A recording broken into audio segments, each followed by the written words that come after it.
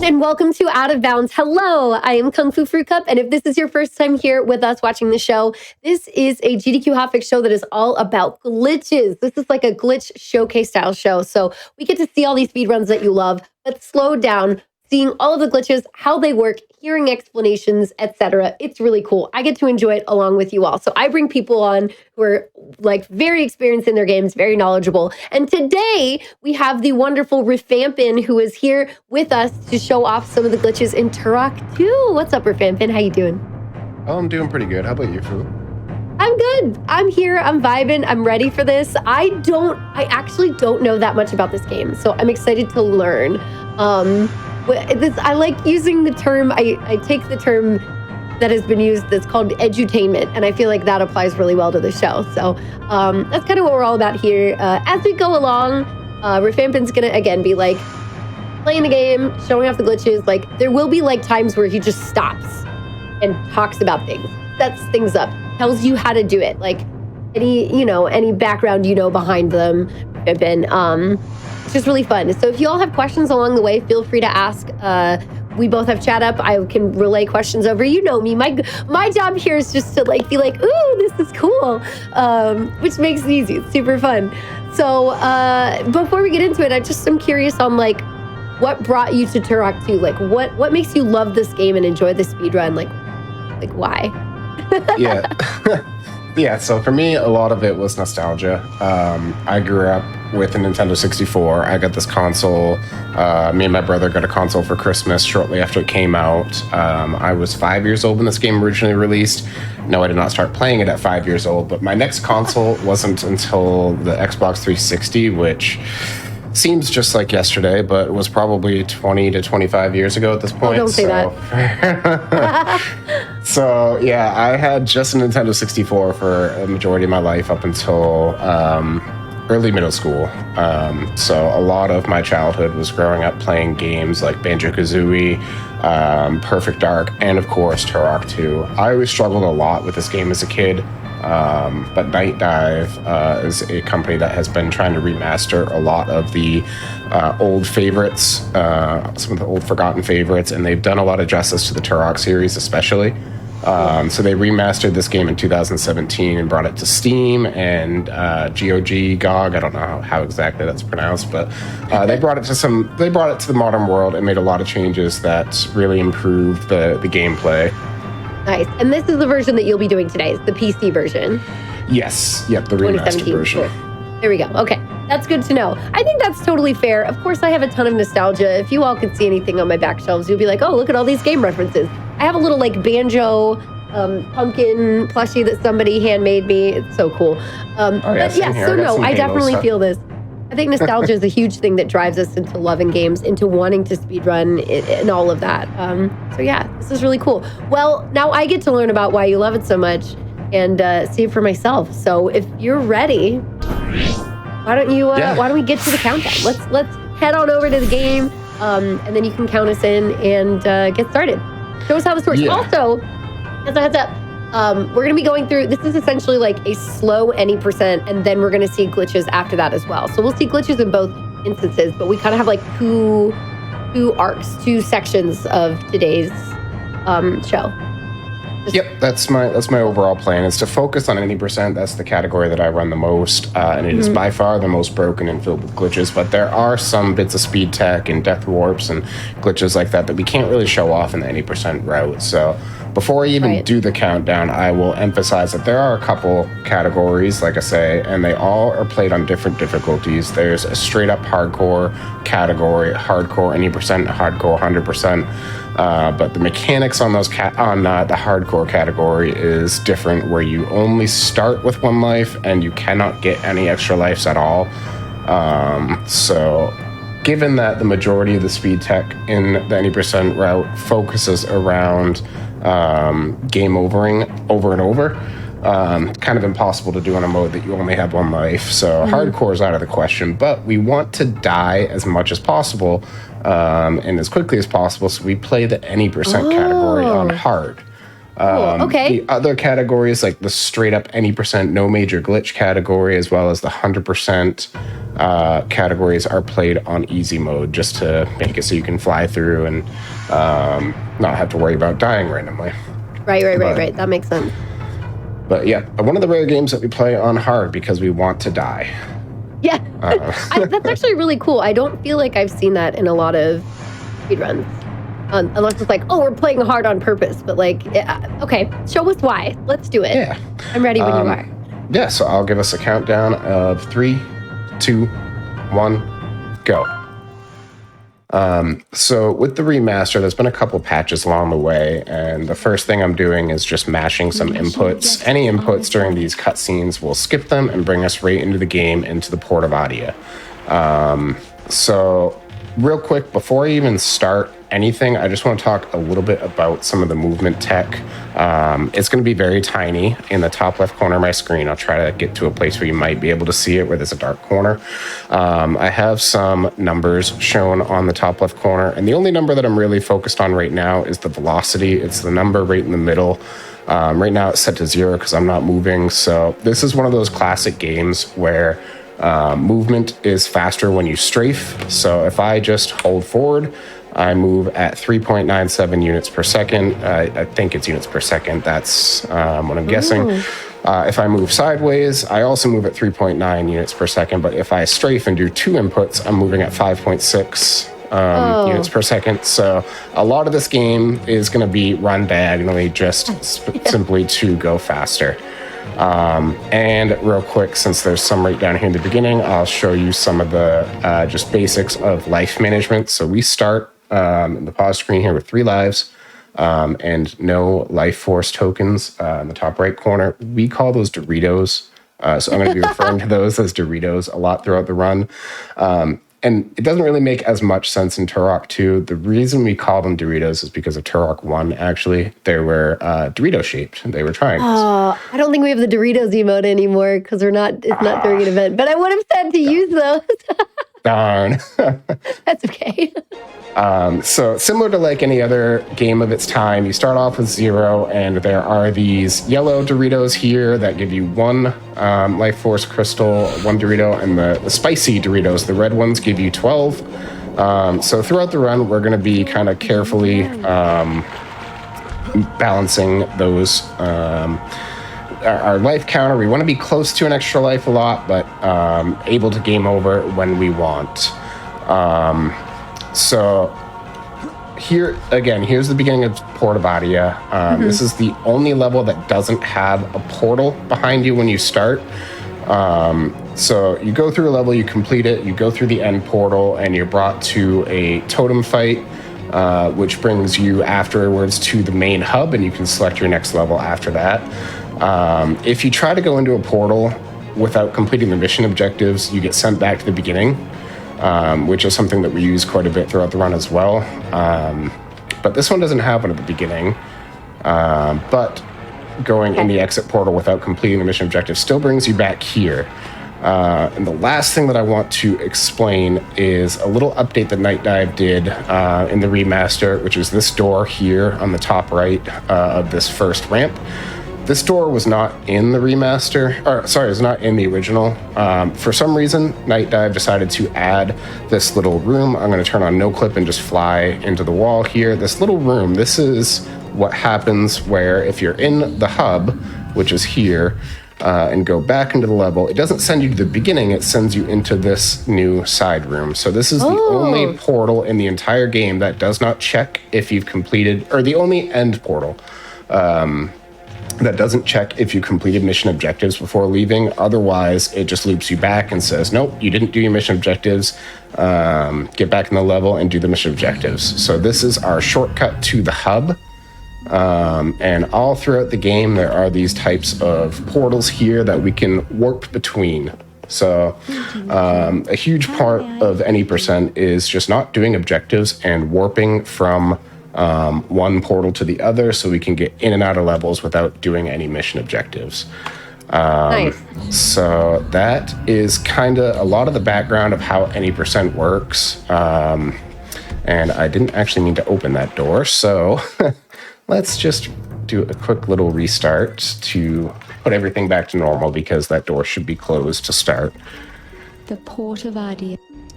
So, again, we start with 3 lives, which is great for a casual playthrough, but we don't want 3 lives.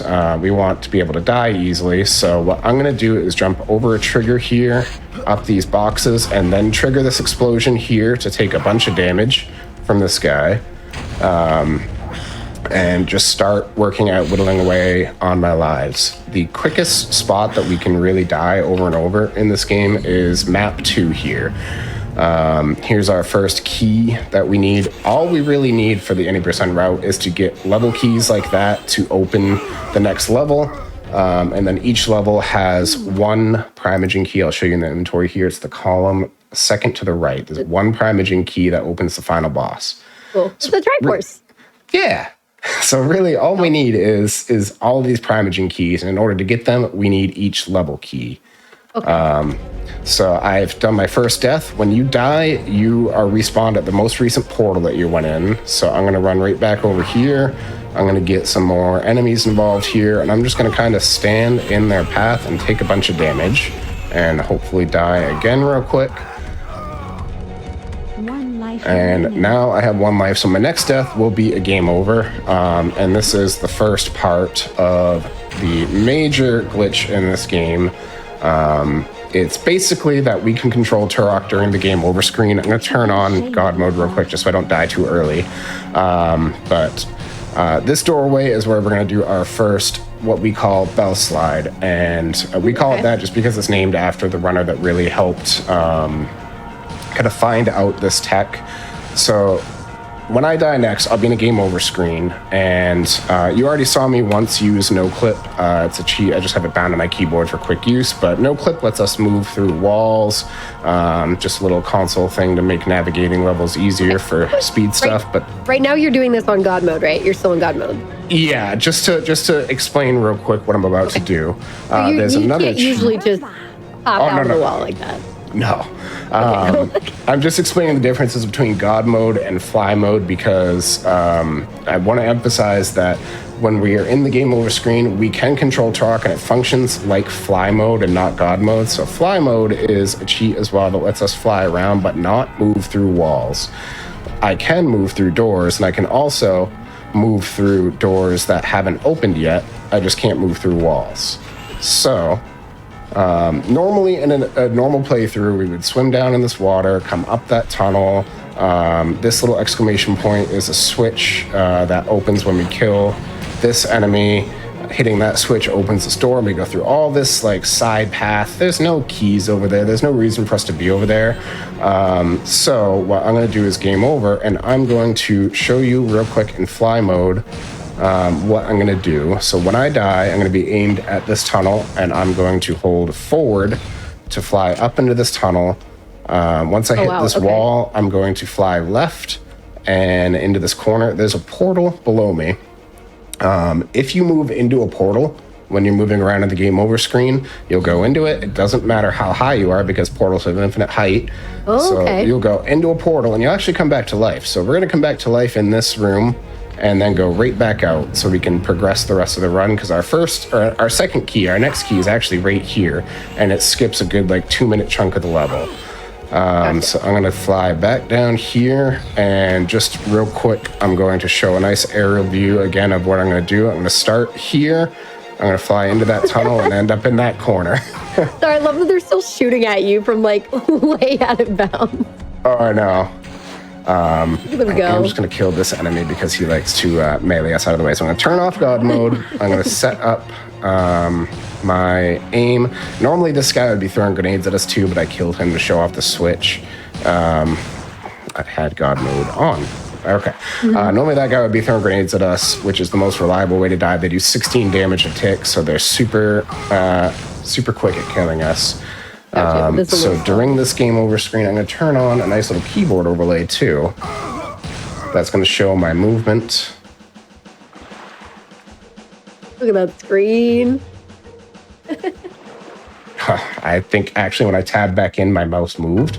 So it did slightly change my layout there. So let me turn off flight mode. Oh, God gotcha. So mode it didn't is work. off. Yeah, it didn't work because I tabbed out to pull up my keyboard overlay that I forgot about, and it moved my mouse when I Gotcha. tabbed back in. The mouse So now, placement is really important. yes, you can move your mouse and move where you're looking, and that's obviously something that we don't want to do because we can't see during the game over screen. So now I'm just going to do the keyboard movements. There's a nice audio cue too. That door opening tells me when I've hit the wall. Whoa. And I've come back to life and out of the game over screen. I can keep playing. There's a couple caveats to this right now, though. I can't save the game because I have 0 health. I have 0 lives. The game is really confused right now. I can still take damage, but I don't die anymore because I've Feels already... like you're not going to die. Yeah. So the game actually does continue to track damage further into the negatives as you take damage. So we're basically invincible. So despite the fact that we're playing on hard mode, there's not much of a threat right now. And that lets us do major sequence breaks because again, we're basically able to fly any direction, up, down, left, and right. We can go through doors, but not walls. It's not no clip. We can't go through solid walls. But a lot of sequence breaks that we'll do throughout the run with that tech. But this isn't an ideal state to be running the rest of the run in because I can't die anymore and I want to be able to game over a bunch. So as I move through as I move through the game, I'm going to be collecting some Doritos to get my life back, and there are a couple ways that we can get our health back. Theoretically, we could just pick up a bunch of health. There's quite a few places in this game where there's unlimited spawns of health and ammo if you're patient enough. So theoretically, we could just farm health over and over and over and eventually come back out of the negatives and have health again. Yeah, it is very slow. Or we could get a full health, which is a special pickup that no matter what your health is at, it could be at 199 or negative 50,000. A full health will set you to 100 health. So nice. Okay. Easy way to fix this state. And real quick here, this is the next kind of like thing to show off in this run. So normally this door is closed and you'd have to go down into this room here, hit the switch to open that door, which would lower the bridge. But they still put collision along the floor where the bridge is going to be. And one thing that we can do in Turok too is ledge grab. They added ledge grabbing in the remaster. As long as you're moving at a ledge, Turok will just climb up. And this is the only remastered Turok game that did that. So we can just jump onto the invisible bridge. Yep, and this door at the end automatically opens once it detects us on the bridge, so we don't even have to go through any of that side stuff at all. Wow. Here's our first full health, but we don't want it yet. It's kind of convenient to not have to worry about enemies like that are damaging us, so we're going to walk right by that full health. I still can't save the game, but I don't really need to at this point. There's no real threats of soft locking the run or dying, because I can't die. So we're just going to cruise for a little bit longer on this state of what we call zombie mode.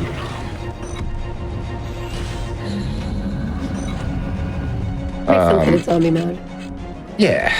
By default, too, this is a setting that is default. All the special objects that you can interact with have these exclamation points, because one of the problems with the original game was that, field of view was terribly limited on the N64, as well as it wasn't really clear what to do next. So by default, this setting is on where everything you can interact with has this exclamation point.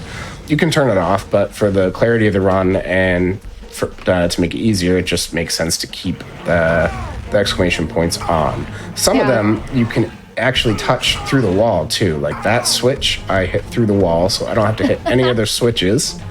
And my ladder drops here. I can get this key, and then this switch I can hit through the wall as well.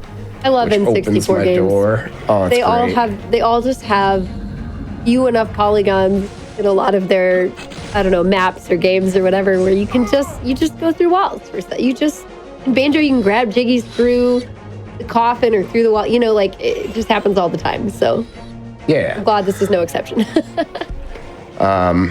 So this section is another very good use of our zombie mode. Another reason why we didn't take that first full health that we passed. So this section, the catwalk section, is kind of a long winding section of these narrow catwalks where there's those green enemies, the entrails along the way. They block your path. They're also perched up randomly along some of these kind of watch areas. So it can be a difficult section if you're playing on a mode like hardcore, for example. But since we can't die, there's one strange exploit. We can fall into death pits and also not die. And what we can do is infinitely gain speed. And I haven't turned off the speed overlay yet on the top left corner, just to kind of, it's very tiny, but might be viewable to just show the increasing speed. And at some point, it's randomly going to clip us. I'll no clip up to the top here. It's randomly going to clip us into this room here, this corner, which is past all of the catwalk section and actually right above where we entered this room. Okay. So it saves like a minute and a half just by falling in a really particular spot. So I pull up the map overlay just to set up where I want to fall. I might have jumped a little too far out, but should take anywhere from 5. There we go. It just clipped me nice. Out of nowhere, a little above where I was falling. So there's a couple spots in the run that we do take advantage of death pits like that and just infinitely gain speed to do some other sequence breaks. But again, we don't want zombie mode forever. So there's the next full health that we encounter in the run. There is a small chance, because that's just so far out of the way, there's a small chance that there's a full health here next to our key. It's not. This health spawner has a 1 in 1,000 chance of being a full health. So 1,000? kind of hoping, wow. Yeah. It's kind of hoping for some nice RNG, but unfortunately no. So getting this full health will set me to 100 health. I still have 0 lives though, so I can't save the game because the game still realizes something's wrong. So I do gotta be a little careful, because if you die here, and I'm not gonna show it off because I don't want to lose all this progress, if you die at 0 lives, the game underflows you back to 255 lives. So it's kind of really hard to die again with the game over screen if we have 255 lives, so we don't want that. But we should be getting our extra life soon, very soon, which would let us save. But I can still take a little bit of damage here as I progress through the last map of the level, because the next death warp that we want, or the next bell side that we want to do, we want to do as quick as possible. So kind of taking some damage from these enemies as I go, but not too much. There's some nice spicy Doritos here in this fountain, which puts us at 78. And there's 40 more, so 4 more spicy Doritos right before the end of the level. That will give us our extra life. So I'm going to stand right here and just take a little bit of damage from these guys. That's my last level 3 key. So I have everything that I really need, and I haven't completed a single mission objective. I have all of my keys. I don't have the Primogen key yet, but that is one thing that we have to backtrack for. But I have all the keys that I need to open the next 2 levels. So right along here is the end of the level. I don't want this full health because I've been taking... well, I took it. I didn't want it, but it's fine. I'll just take some damage from this guy and see if I can get these guys to come help as well. I just didn't want to slow down and have to tank a little bit more damage. But because I haven't completed the objectives, like I say, it spawns us here on the docks. And I can go right back to this door that I was talking about.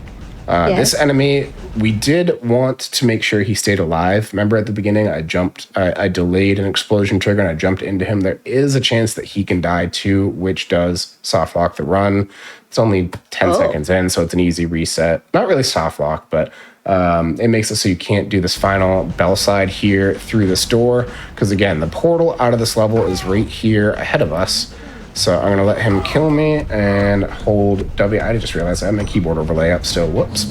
I meant to minimize that to not hide too much gameplay, but I showed off the room already. This portal was just straight ahead, so it doesn't check to see that we've done the mission objectives. I've stood near this portal, so now this portal is in our kind of portal inventory, and I can use the other add-on portals to warp back to here at any point. So I don't have to complete any mission objectives. All I need to do is move into the levels and get what I need to get the 6 Primogen keys to put here to fight the Primogen boss. I see. What is this game? Yeah, these levels did really feel very long. It's mostly due to the N64. Yeah. They just ran, the game ran like a Microsoft PowerPoint at some points. Of course it did. The remaster has a nice steady 60 FPS, and they did also increase Turok's move speed as well, which is a huge improvement. And adding ledge grabbing, just so much improvements to make this game feel so much quicker. Okay, so we are starting level 3 now. I'm doing the levels out of order for a reason, mostly to get a certain weapon that makes this run so much easier as early as possible. Normally, on this level, the Death Marshes, you get a talisman later on called the Breath of Life, and that talisman will make it so you can swim in these poison waters all throughout the level and throughout a couple other levels safely. But because we still have zombie mode from that bell side we did at the end of level 1, we can safely swim in this. Turok does grunt in agony the entire time. Okay. But we can swim in this water and work on managing our life counters. We're again at 0 lives, 88 Doritos, so certainly can't save because we're also still in zombie mode. But we will start managing our life count appropriately. It's quicker to just jump right down into that poison water than doing the level normally because our first key is just a little ways back there. That normal path that was right in front of me at the start has a lot of extra stuff that we don't really need. Gotcha.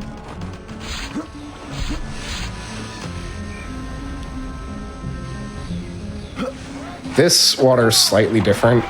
It still won't kill me because I have zombie mode, but this is some darker poison water that there's no way to protect yourself from with that talisman. The any percent run does kind of use some very minor tech that's not really worth going back and highlighting, but you can briefly kind of hop along this water and not take damage. You can kind of see it took about 5 seconds of hopping through that water for Turok to grunt in pain. So in a normal playthrough, when you actually are at risk of dying, you can hop along that water and a couple other sections of water like this throughout the run. But we're just going to move right on past here. That satchel charge is not necessary. It's just right in the way. But all we need is our keys.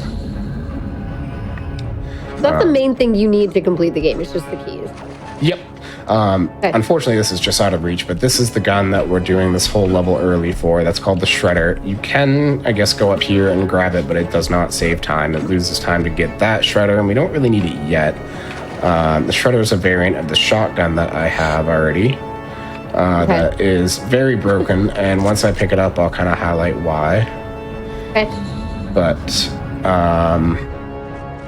yeah, the whole quirk with Turok in general, more so with this game than the first, but the whole quirk is backtracking.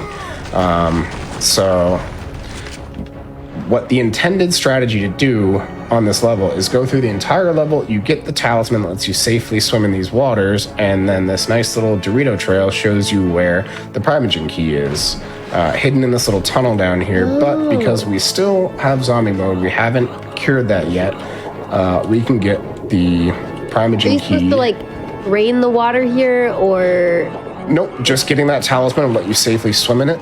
Oh, I'm sorry, I mean casually. Would you be trying to, like, drain the water or clear the water or something to get through there? No, there's no way to drain it. A casual playthrough would be to get that talisman that lets you safely swim in this water. Get the talisman, right. Yeah, so I'll show where that is at the end of the level. Grenade launch. But yeah, you go through the entire level and then come back just for this one little section of swimming to get the Primogen key.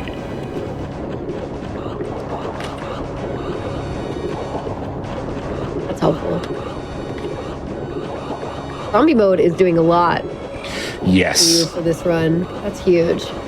Yeah, there's a lot of repeated use of the same tech, and later on I'll kind of show off a different way. Before we found bell sliding, a really awful, difficult way to set up zombie mode.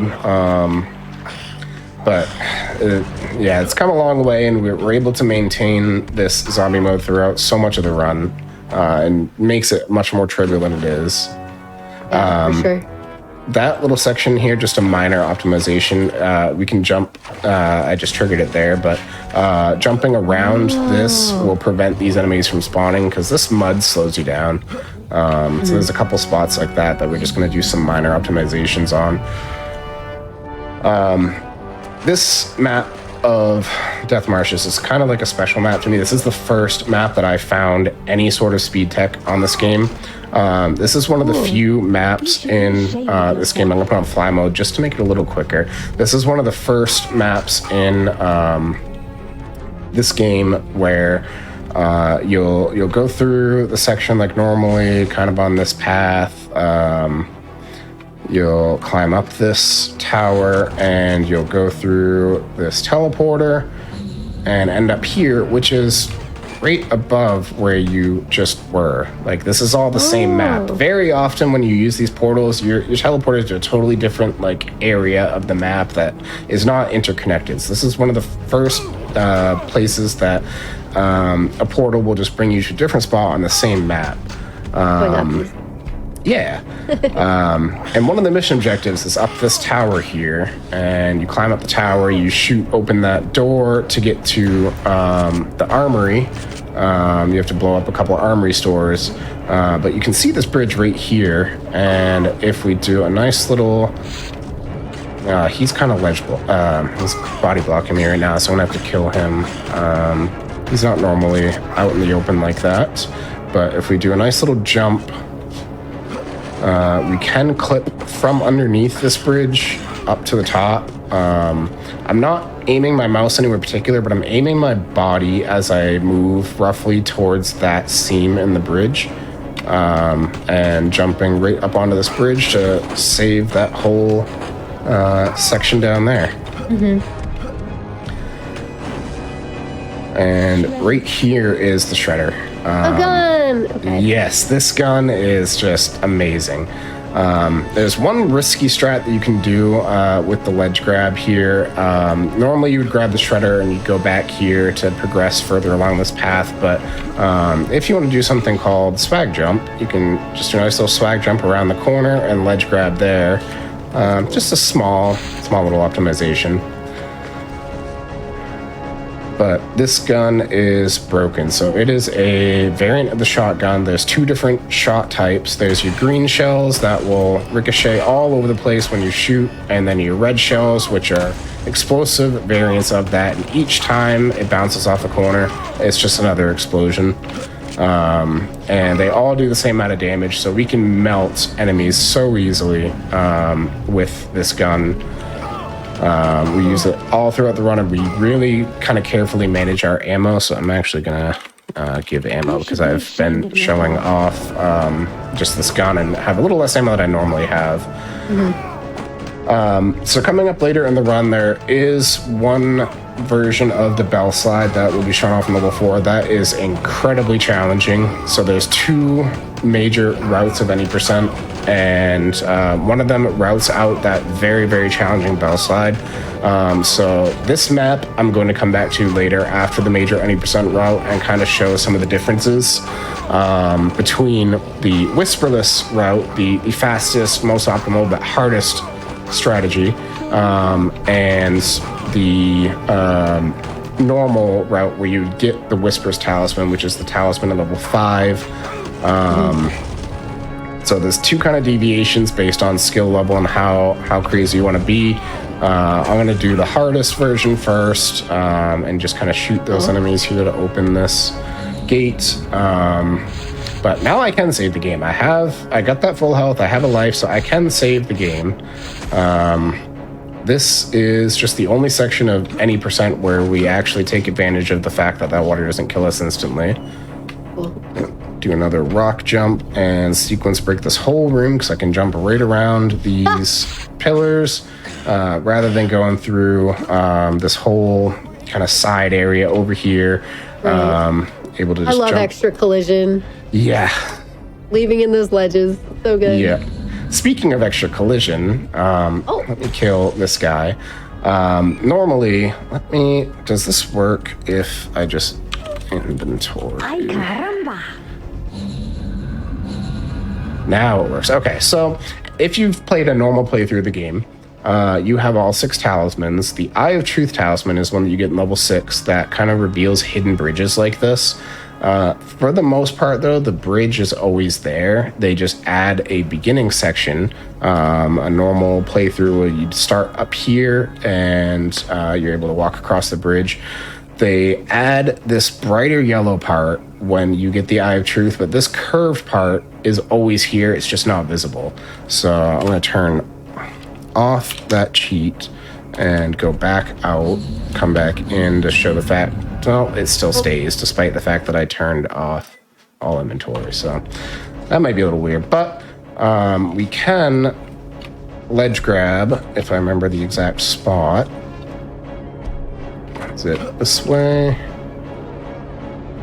We can ledge grab onto the very edge of this bridge, even without this talisman. And this is used in at least my routing of the hardcore 100% category because there's all of the end game weapons are here. There's your charge dart, which is a stun type weapon. You got your scorpion missile launcher somewhere down at the bottom here, a grenade launcher up there. All your power weapons you can get super early.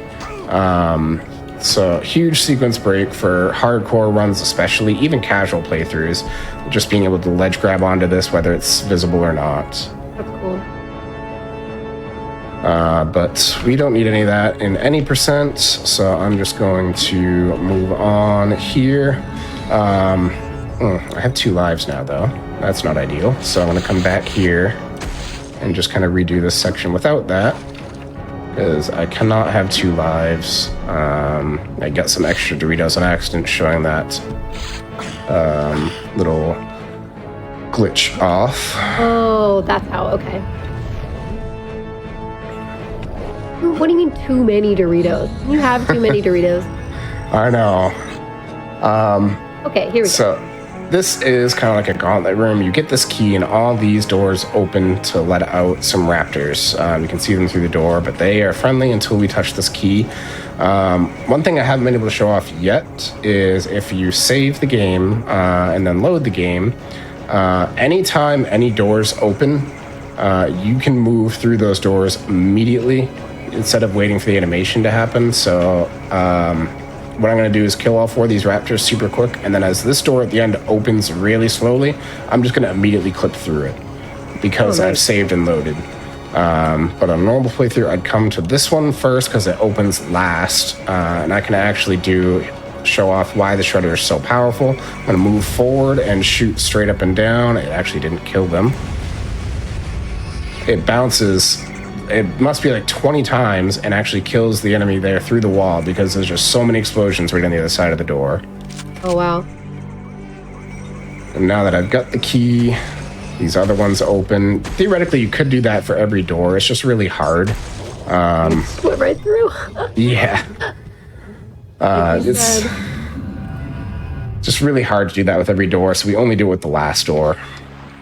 And now we're back at the beginning of Death Marshes. We have our 1 life, and we have 93 Doritos, so we're almost at 2 lives. But again, we never really want 2 lives, except for the alternate route that I'll show off later. We are ready to die again and do our next bell slide. We are going to bell slide up into this portal here.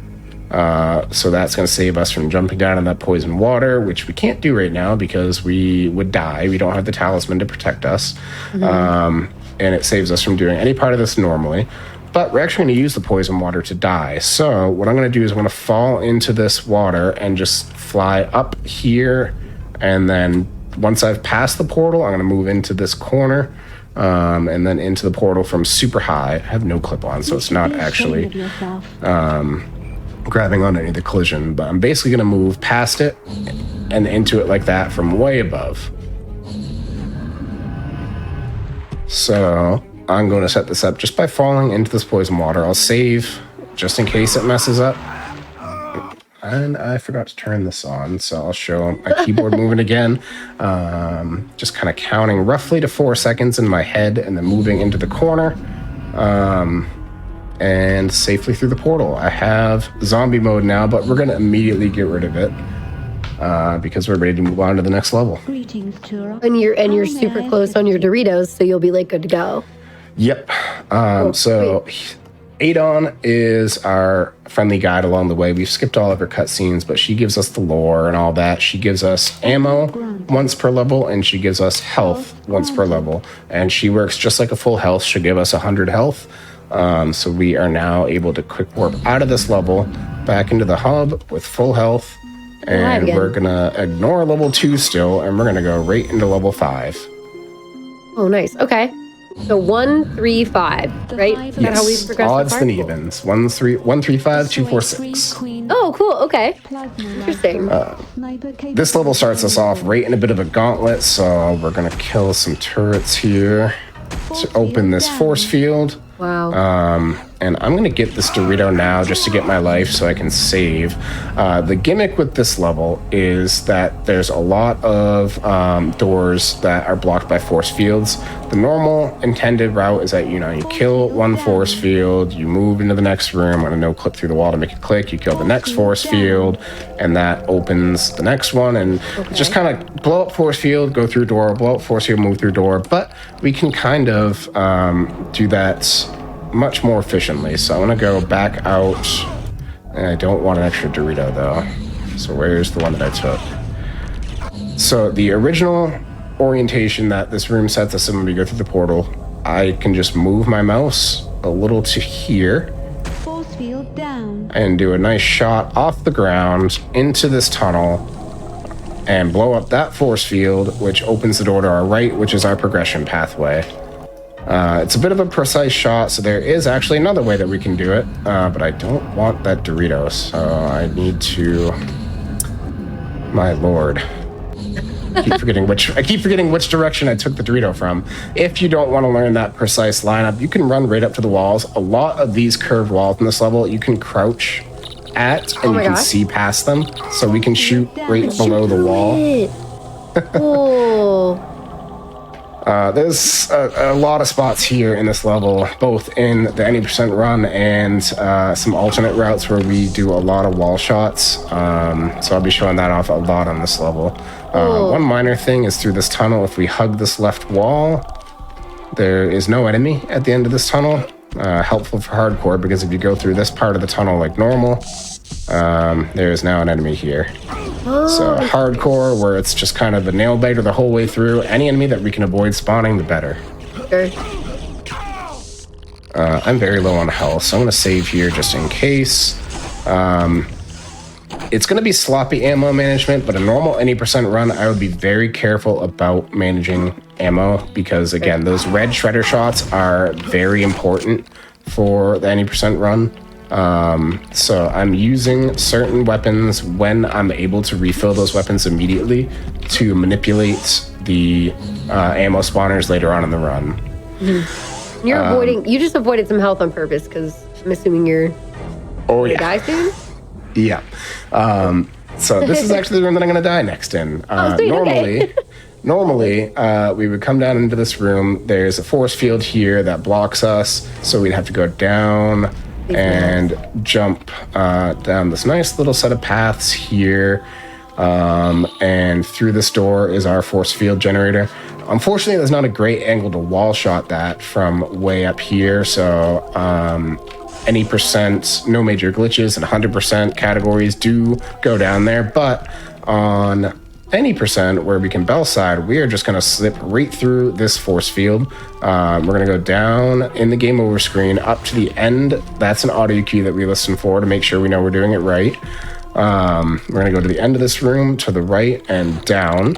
Because we have fly mode, I'm not worried about like going out of bounds, just because that's how the game over screen works. It locks you into this tunnel, so it's kind of a straight shot into this portal, and further to progression along the rest of the level. So I'm going to not have my audio cue because I triggered those guys, but I'm going to save right here just in case, and hope that I just get it.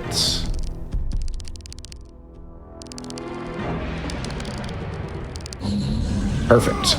Oh, nice. So I talked about how I'm managing my ammo very carefully because there's weapons along the way that we want to get to intentionally fill up our ammo and manipulate the ammo spawners so we can always fill up on our red shredder ammo. So up until the end of this room, I'm going to be using the grenade launcher.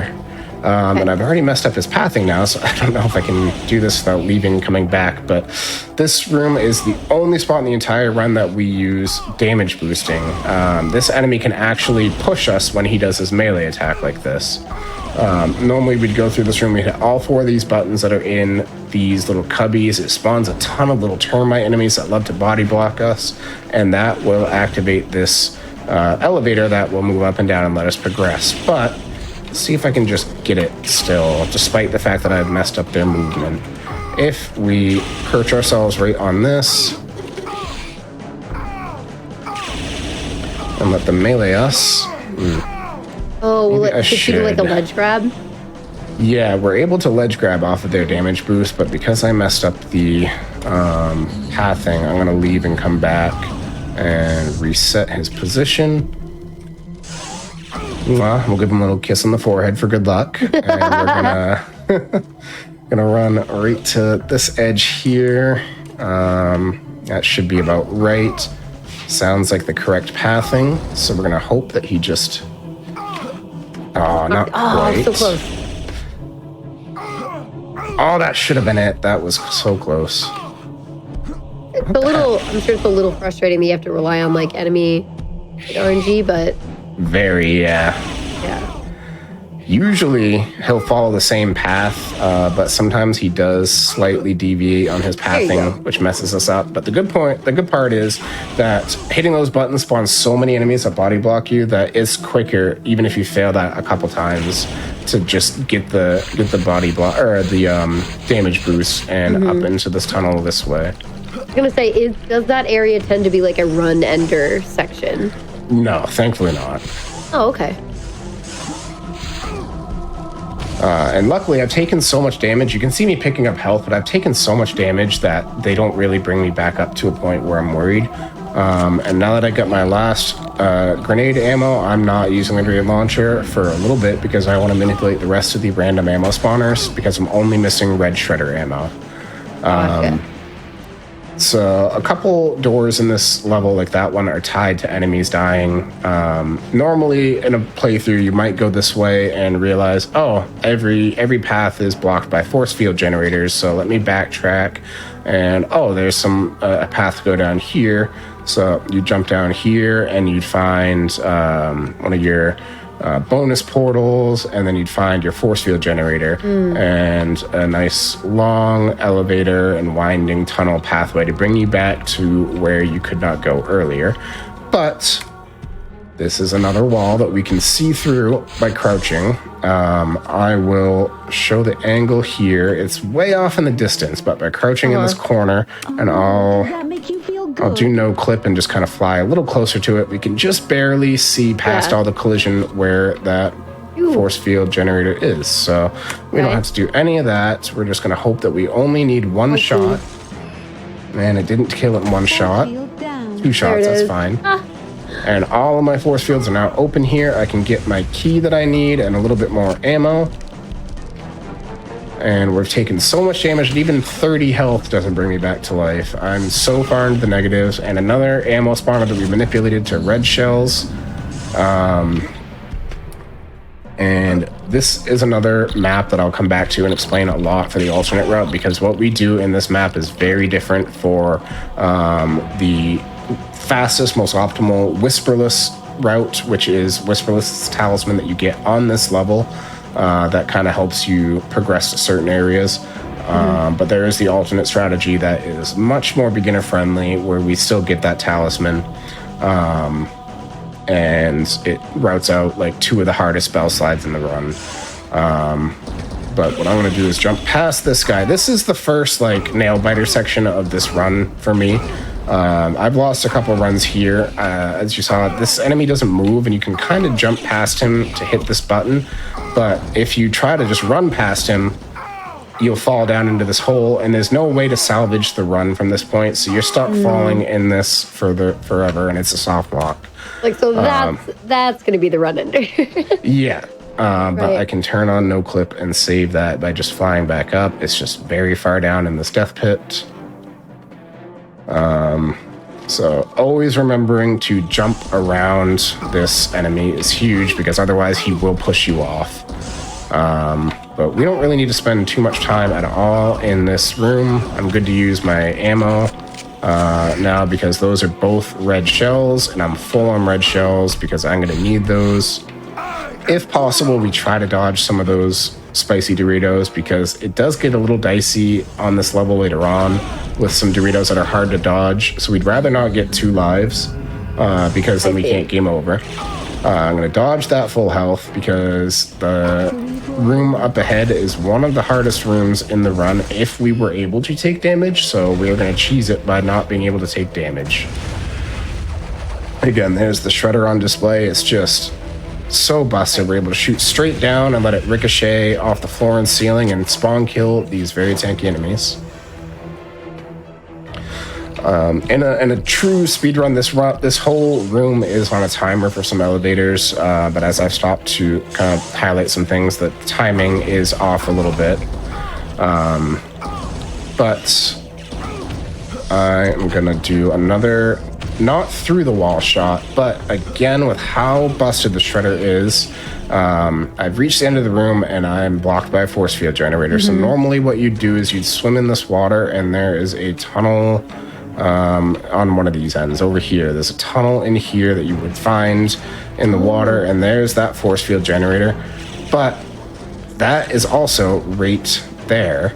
And this gun is just so busted that I can shoot right in that corner, ricochet it in there and blow that up through the wall, and now I can progress.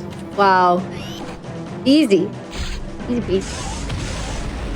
And a good run of that room, we would get here right as the elevator is about to go up on its second cycle. So a little bit of a tight room for a normal run.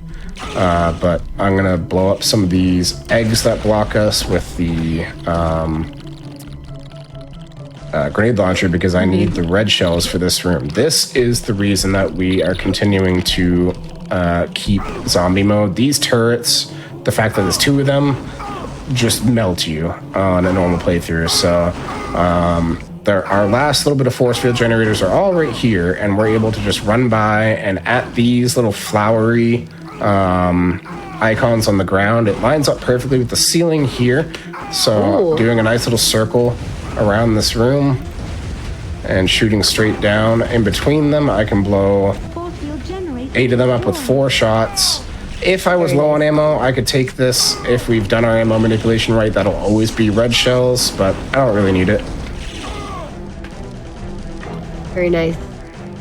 You just don't worry about the turrets. Oh, I guess you wouldn't have to since you're no Yeah, danger. we still have zombie mode, and those turrets did so much damage that 40 health that I just walked into did nothing to me.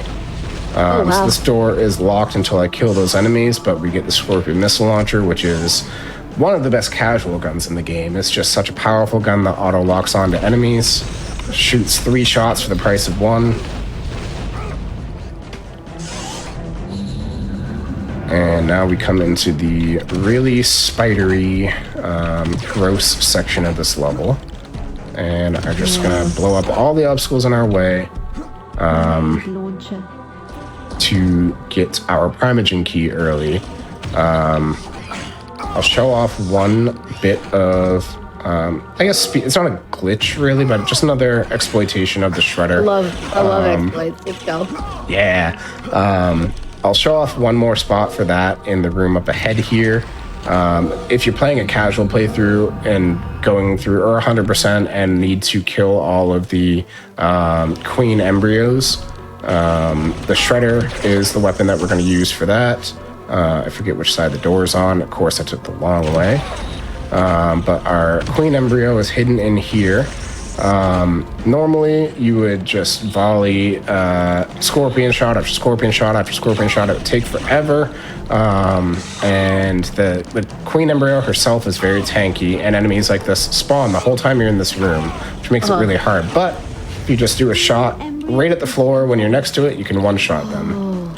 And she'll drop you full health, but we don't want that. Wow. Okay. With that, at least that's a good drop if you're playing casually. Yes, very, very good.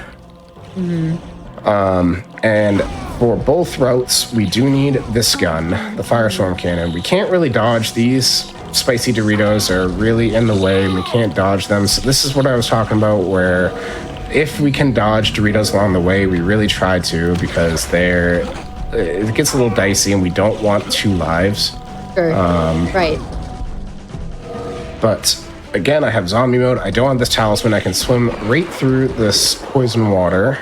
And we have our 3 keys now.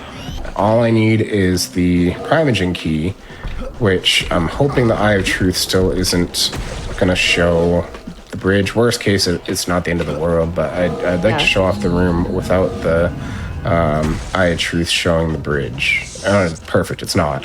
Okay. So the normal way that we would do this is level 6, you get the Eye of Truth talisman, and in good old Turok fashion, they expect you to come all the way back to this level and all the way to the end of it to go on this revealed bridge.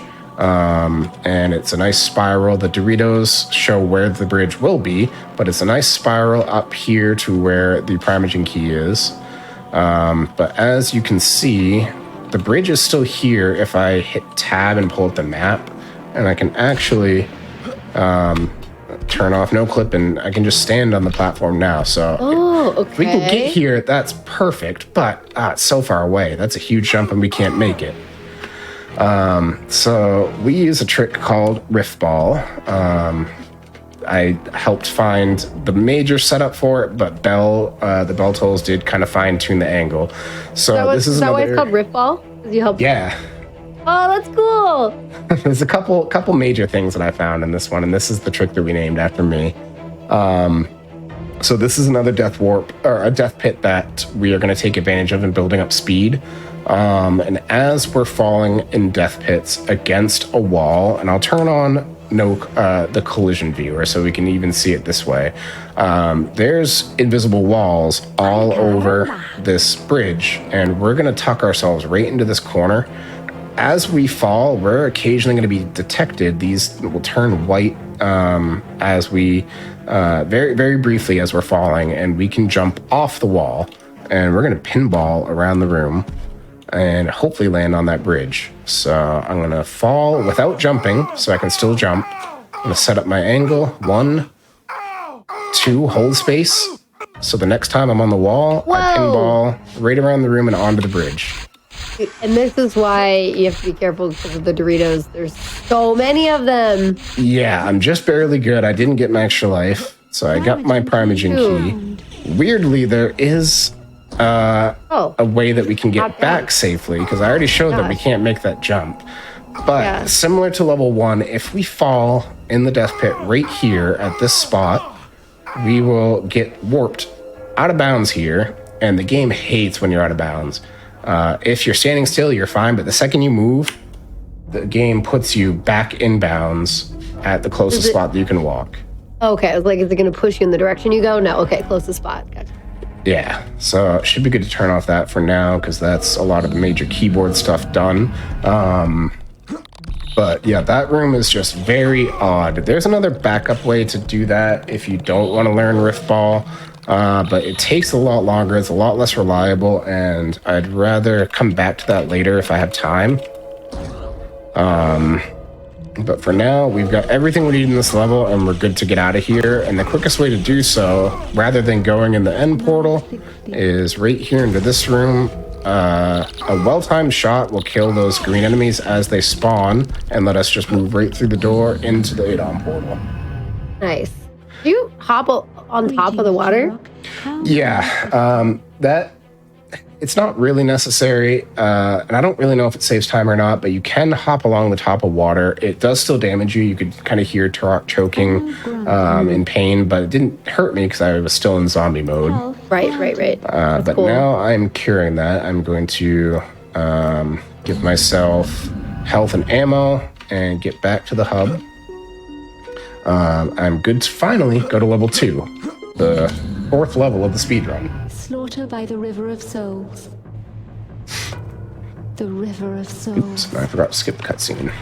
Your mission objectives are as follows. So people that played this game growing up might remember this level because of that dinosaur. Super fun thing that you can ride, and it has turrets, and it's not fast though. It moves very slow, so we're going to leave it behind because we can move through this whole map so much easier by just running.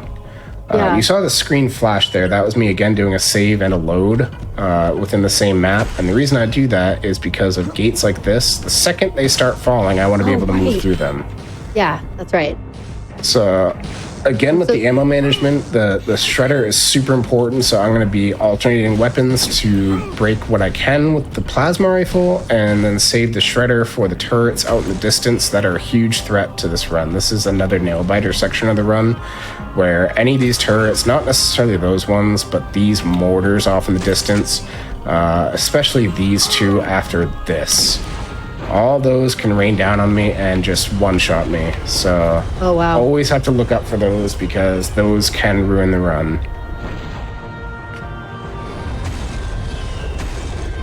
Shot off one too many shots, so I'm going to get that extra ammo as backup. Oh, that's nice that that's there.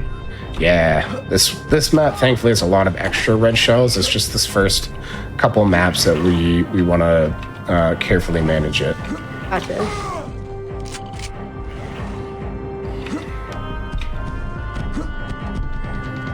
Sure. Can I ask what's the plot of this game? Yeah, so the plot I don't know super well. Honestly, I'm a cutscene skipper. Okay. But basically, Turok 1. Turok is a title held by the members of the Lost Land to protect it from the forces of evil. And in Turok 1, you play as Talset, who has the title of Turok, and he is protecting the Lost Lands from a big bad guy called the Campaigner. Killing the Campaigner in Turok 1 frees the Primogen, which is the main enemy of this game, from his slumber, but he's still trapped in his ship, trying to gain enough power to come back to the Lost Lands and eradicate all life on the Lost Lands. So I don't want an extra life here. Let me dodge. Perfect. We're trying to kill the Primogen in this game, thanks to what we did in Turok 1. I feel like you're not supposed to do that jump yet. No, this is another one where hitting some switches will lower this bridge, but we can jump right through this bridge. It doesn't have collision if we were to walk across it, but we can jump right through it. And you can actually jump over here to this health if you need it. But I want to be low health here. But a lot of the other Turok community knows the lore much better than I do. Like I say, I'm a cutscene skipper. If anybody else wants to fill in, yeah, feel free. I see a couple of the Turok community in chat. Yeah.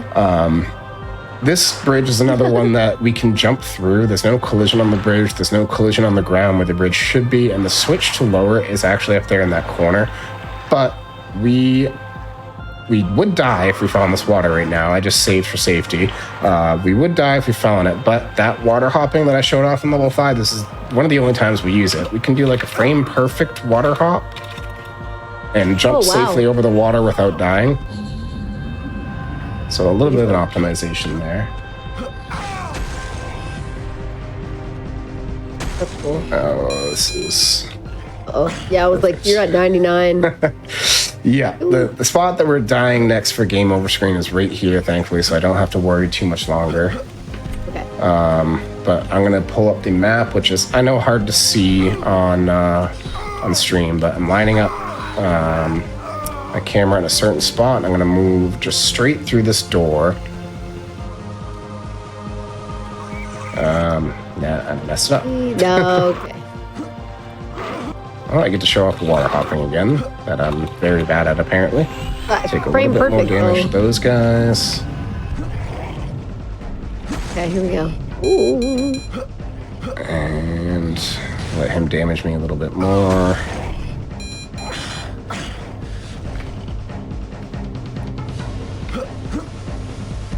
And now, too, I can pull back up the keyboard overlay, which is something I am very bad at remembering to do, and show off what we're doing. We are going to go right through this door, through the next door, and into this portal. Otherwise, the whole sequence of this room is very lengthy. Hit switches, put gate keys in, and it takes like a minute and a half to get through this room normally. So I'm going to set up... That's not the angle that I wanted. That's the angle that I wanted. We're just going to go straight through the door. Yeah, we're going right through both doors. Or you respawn, basically. Ah, you already went through the portal. Okay. Yeah. Very cool. I have a save to come back to this later, but this is the single stupidest, hardest jump in the entire game, and it's not even a huge time save. It's like 17 seconds. We can jump around this corner onto this bridge and hit that switch early rather than going through all of this side area. But it's not only frame perfect, but we think Turok's breathing animation adds some RNG to it. So I'm going to try it once because I can't save, and yeah, it doesn't work. But I'll try it again later if there's time to show off just how dumb it is. But another kind of thing with this level is all those switches that we can shoot to lower gates and open doors just have such huge collision boxes that we can be wildly inaccurate with any explosive weapon. The shredder is usually what I do, but you also saw me use the tech arrows earlier that have a nice big explosion radius. So I know we're due for a break soon, so what I'm going to do is in the next room, I'll stop if you're good for a break. Yeah, sounds good. But this is the only objective in the entire game that we do, and it's thanks to the shredder that we can just destroy the soul gate super easily. So a shot straight up and down will one-shot that soul gate for us. This door opens, we've got extra life, we've got our health back, so we can now save the game safely. Oh, it's perfect. Oh, what a good spot. This is actually a really good spot to like just chill in, it looks like. Yeah. Perfect. So I guess we will pause the timer, but we're going to come back and finish the any percent, and then you'll have some extra glitches to show off after that. Yes. Sounds like, which is super cool. So, you know, we here at Hotfix, we take breaks, we take wellness breaks. It's time to get up, use the restroom, do what you got to do. Keep in mind, you can join the official GDQ Discord and add the Hotfix role. You can keep tabs on like upcoming events, talk with staff and showrunners and more. You can just use !Discord in Twitch chat for more info if you are interested in joining. It's great. I like being a part of things to just get the announcements, the updates. It's great. Also, I personally wanted to shout out that Flame Fatales is coming up in just over a month. So if you want to check out the schedule for that, you can go to gamesonquick.com and look at all of the great games we have coming up. So that's going to be really cool. Yeah, so feel free to check out all of that while we are taking a quick break, and we'll be back with more Turok 2. This is great. What a wild game. What a wild game. Okay, we'll be right back.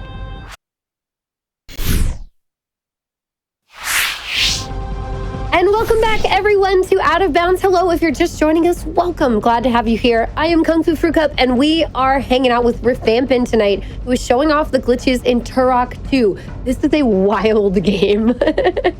There's a lot going on. I remember hearing like dinosaurs and guns, but it's great to see this in action. So, Rifampin, we are going through like basically an extended any percent with a bunch of glitches involved, and then we're going to see some extra glitches after. So I know that we are, you know, a good amount through this run. So why don't you count us back in and take it away? Take it from there. Oh, yeah. Alrighty. We'll go in. Here I am walking around. 5, 4, 3, 2, 1, go. Perfect. And also, again, like the thing to remember is that our timer is just a timer. It is what it is. Like, you're just going to keep going. Yeah, a normal any percent run is about 50 minutes, so we're already well past that, and we're a little over halfway through the run now. So, yeah, I'll stop with the wordiness for the most part. You're but good. there is one big explanation for a very unique trick here. The only time we use, I'm just gonna get out of the wall so they stop shooting and making it harder for me to talk. There's only one spot in the entire run that we use this Firestorm cannon. It's an upgraded version of the plasma rifle that we get. It's basically a minigun. It's useless on hard mode. It does no damage to enemies. The hitboxes are really inconsistent. And as you can see, the bullets are kind of going in a small circle too, so it's really inaccurate. This is... Cool. Oh, it looks super cool. It's one of my favorite guns overall. It's just so useless for this mode, except for this one trick. So this is one of the other maps that I alluded to in, what was it, level 3, where you come out of one portal, you'll go through the map like normal, and the next portal is here in this little pillar, and you'll go down here to this portal. But it's all connected on the same map. Again, usually we're sent far away to a different loading zone entirely. So you'd come up this portal, you'd swim down this hole, you'd go into this room here ultimately, which locks on you. And shooting, I'm gonna save again just to make sure. Shooting this switch opens the door to get you back out, and back where we teleport down to, here on this teleporter, instead of having to go down there and up this huge ladder that keeps unloading, instead of having to go up this huge ladder, these ladders that were raised lower because we shot that switch. And we can follow the trail of Doritos to the spicy Dorito here and down this pit and into the exit portal for this kind of shared loading zone map. But what I'm going to do is I'm going to fly back up to the beginning of this map where I first took out the Firestorm cannon, and I'm just going to briefly show why this gun is as busted as it is. So again, this does like no damage to enemies. It takes forever to kill them. That was a good 20 bullets, and that guy just did not die immediately. But here is pen and ink mode. It's a cheat that just makes everything all wireframe. And I'm going to shoot this gun at this wall here, and you'll be able to see the bullets going beyond the wall. Oh, okay. So this is the only use of this gun here. And we do allow for the use of the console to view information only, because every version of this game you can open the console. So we allow console to view, but not to input cheats or codes or anything. And what I'm going to do is I'm going to crouch in this corner, and there's a little design on the floor right here that's like a point, which is perfect because I'm going to aim right next to this point, shoot, and then pull up the console and hope that, there we go. On the bottom of the console, there was 2 messages that popped up: door 73, door 74, door 72, message received. So that switch is now shot from well beyond early where we were supposed to shoot it, which saves like a minute or so of sidetracking once we get down to that room. Okay, so you get this gun for the 1 minute save, basically. Yeah, that's the only use for it in the entire run. There's another not switch like out too there out of the that we way. can shoot to lower this too. Yeah, it's really, it's right on your main path, but the only problem is that there's Doritos at it that we can't dodge. So let me get that just in case. We can't dodge those Doritos, so it makes Hive a little bit dicier by getting 10 extra Doritos. That's why we try to dodge some earlier on. I saw someone in chat ask why we are game overing. They missed the explanation, which is perfect because I'm about to do that again, and I'll explain it all again really quick. During the game over screen, we can move Turok around, and if we move Turok into one of these portals, like you see here, we will come back to life and be able to continue the run. We won't have any extra lives. We won't have any health. We'll continue to take damage further into the negatives, but we won't die. So it kind of makes us invincible and lets us cheese a lot of this on hard mode. Well, zombie mode. Yeah. And we call it bell sliding because of the runner, the bell tolls that's in chat there as well, that really put it all together and found this major speed tech. So this is a mission objective that is just right in your main path that normally you would kill the Sister of Despair, and this door here at the portal opens, but we can die to these zombies here, and what I'm going to do is kind of not moving my mouse, but I'm going to kind of wrap around this corner and into this door and into this portal, because when we are in the game over screen, we can pass through. We can pass through doors, but we cannot pass through walls. Let's go back just a little bit. Let's just do this part quicker. Part of me was waiting for the moment where you were like, I'm gonna explain something, and then you like forget about your health for like a second. Yeah. But, it's too late to say anything. It's okay. So pretend that death didn't happen, and now I have this nice extra padding of health. So yeah, what I'm gonna do, and I'll show it with normal fly mode, is I'm gonna go into this wall to the right and into this portal here, but the game over screen is gonna be blocking all of that. So it's a little bit of a slow death now, but these zombies will kill me, and I'll pull up my keyboard display so you can see what keys I'm pressing during the game over screen. Nice, slow and steady death now. Yeah. I had too much health coming in here. That's all right. Interesting how you gotta manage your health in games like this when you're trying to do like death-related warps and movement. Pretty tricky. Yeah, so now I come back to life. I have zero health, but I can still take damage and go further into the negatives for health. I have 0 lives. So if I die again, I underflow back to 255 lives. So my goal now is to progress past some of the trickier parts. I don't want this 10 health because I'd actually come back to life if I took that. I died taking 2 damage. So I'm probably only at -2 health. That would actually heal me, but I can't save the game because it is a glitched state of the game right now. Right. So if I took that health, it would be very, very dicey as I try to not die again and underflow, which soft locks the run.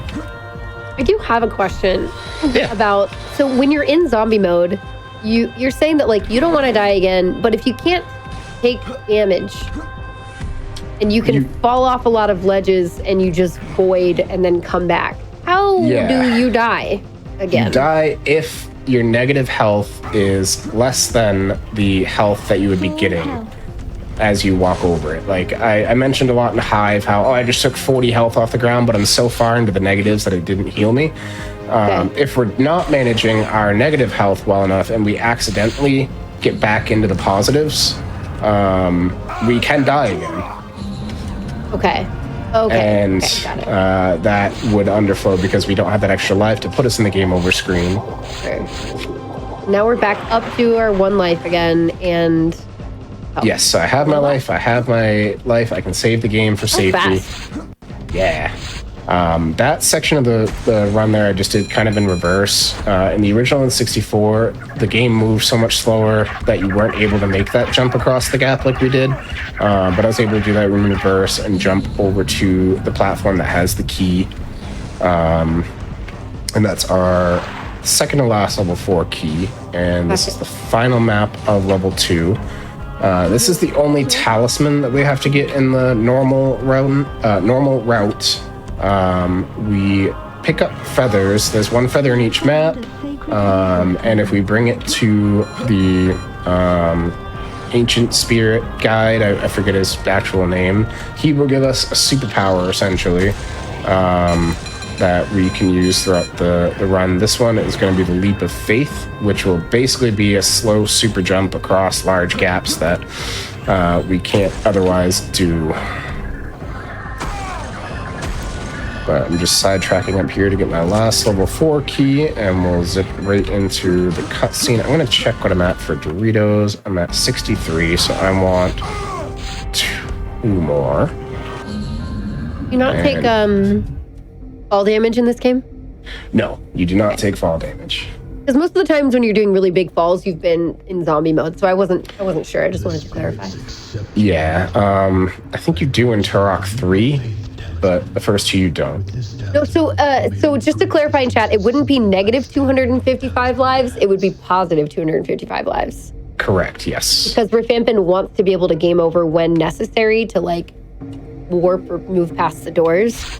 So the underflow would mean it would give him a positive amount of lives. That's why he doesn't want to die again when he's in zombie mode. That makes sense. Correct. I was bad about watching chat earlier, I'm sorry.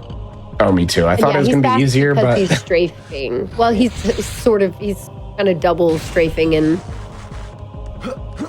Yeah, so these are the Leap of Faith platforms. When you actually have the talisman, they will kind of zip you over these large gaps. I'm not doing anything. The game is doing that for me. And we haven't been able to route those out because there's no way that we can use the game over screen. We can't bell slide past those large gaps because there's no portal over here to come back to life in and still get this Primogen key. So we need that talisman for that spot and one spot on level 6. I'm going to stay in this room, though, and take some damage. If he shoots me, no, he's just going to miss me with a grenade. That's fine. But I'm going to get my health a little lower, and it's quicker to do it in this map of this level. What am I at for map? 1 life and 94 Doritos. Perfect. I haven't completed the mission objective, so it sends me back to the beginning, which is what I want, because my ticket out of this level is right here. Greetings, Turok. How may I assist you? Exactly. I am Doctor. So at this 8-on portal, I just got my health down low, so I don't want health, but I am going to fill up on ammo, and we'll go back to the hub, because now is time for level 4, and this is where the hardest trick in the game is done, and the whole reason that we kind of have alternate routes for any percent to be a little bit more beginner friendly. Oh, cool. And you're going to show off more than one, or you're going to show off? Yeah, because the sort of lead up to this being different, I'll have to come back at the end and show the alternate route. But level 4, again, starts us off with the 8-on portal that we'll be using to get out of here later. And on your right is going to be your Primogen key, right here at the top of this ledge that we can't grab. The way to get that on a normal casual playthrough is play level 5, get the feather in level 5 called Whispers, and stand on that platform. It'll carry us up these gaps and down into that hole. And there is a portal here at the end of the room that will bring us to the Primogen key. So the game over screen lasts 8 seconds, and I haven't emphasized yet, but movement speed during the game over screen is a little quicker, which makes practicing a trick like this really hard. That's why we have an alternate route. But basically what I'm going to be doing is I'm going to be dying, and I'm going to do God mode and fly just so this guy doesn't kill me early while I'm explaining it. But I'm going to start roughly around here. I'm going to fly up into this corner. I'm going to fly over here, down here. I messed up the timing on that because the movement speed is different. But down into this hole, into the end of this tunnel, and into that portal. Oh, wow. That takes 7.5 or 7.75 out of the 8 seconds that we have in our game over screen to work with. So it's very tight and very unforgiving. Oh, wow. Okay. So I have a nice lineup. This is the only use of the flare gun. I just need to see in this corner a little better. I'm going to aim right in between those tree branches. Without moving my mouse, I'm going to move over here. That enemy is out of view now? Where did he go? I still haven't moved my mouse. I'm just kind of moving around to get this enemy's attention again. I'm going to save the game. I haven't moved my mouse still. I still have God mode on. And I'm going to count. Here we go. 1, 2, 3, 4, 5, 6, 7, 8. I messed it up. So again, very, very tight timing. I'm gonna just double check that my angle is still good because I did move around a lot.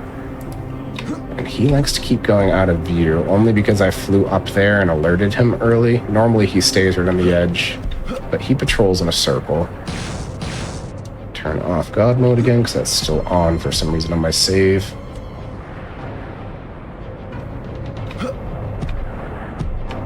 Keep jumping, or even shoot to keep getting his attention.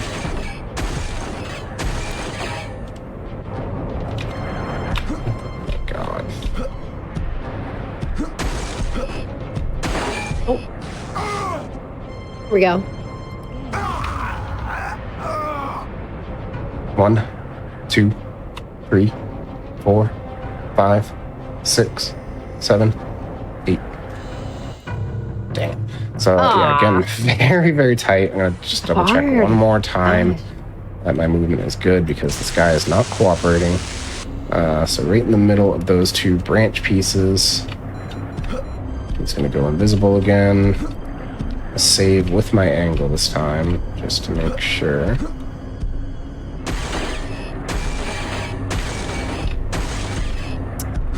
Come on. I need to turn off God mode.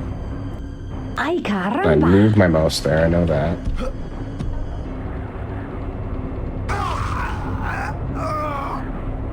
One, 2, 3, 4, 5, 6, 7, 8. Oh man. I think my timing is just very slightly off. But I mean, you're also going like up and around and down and over. Like it's a lot of movement.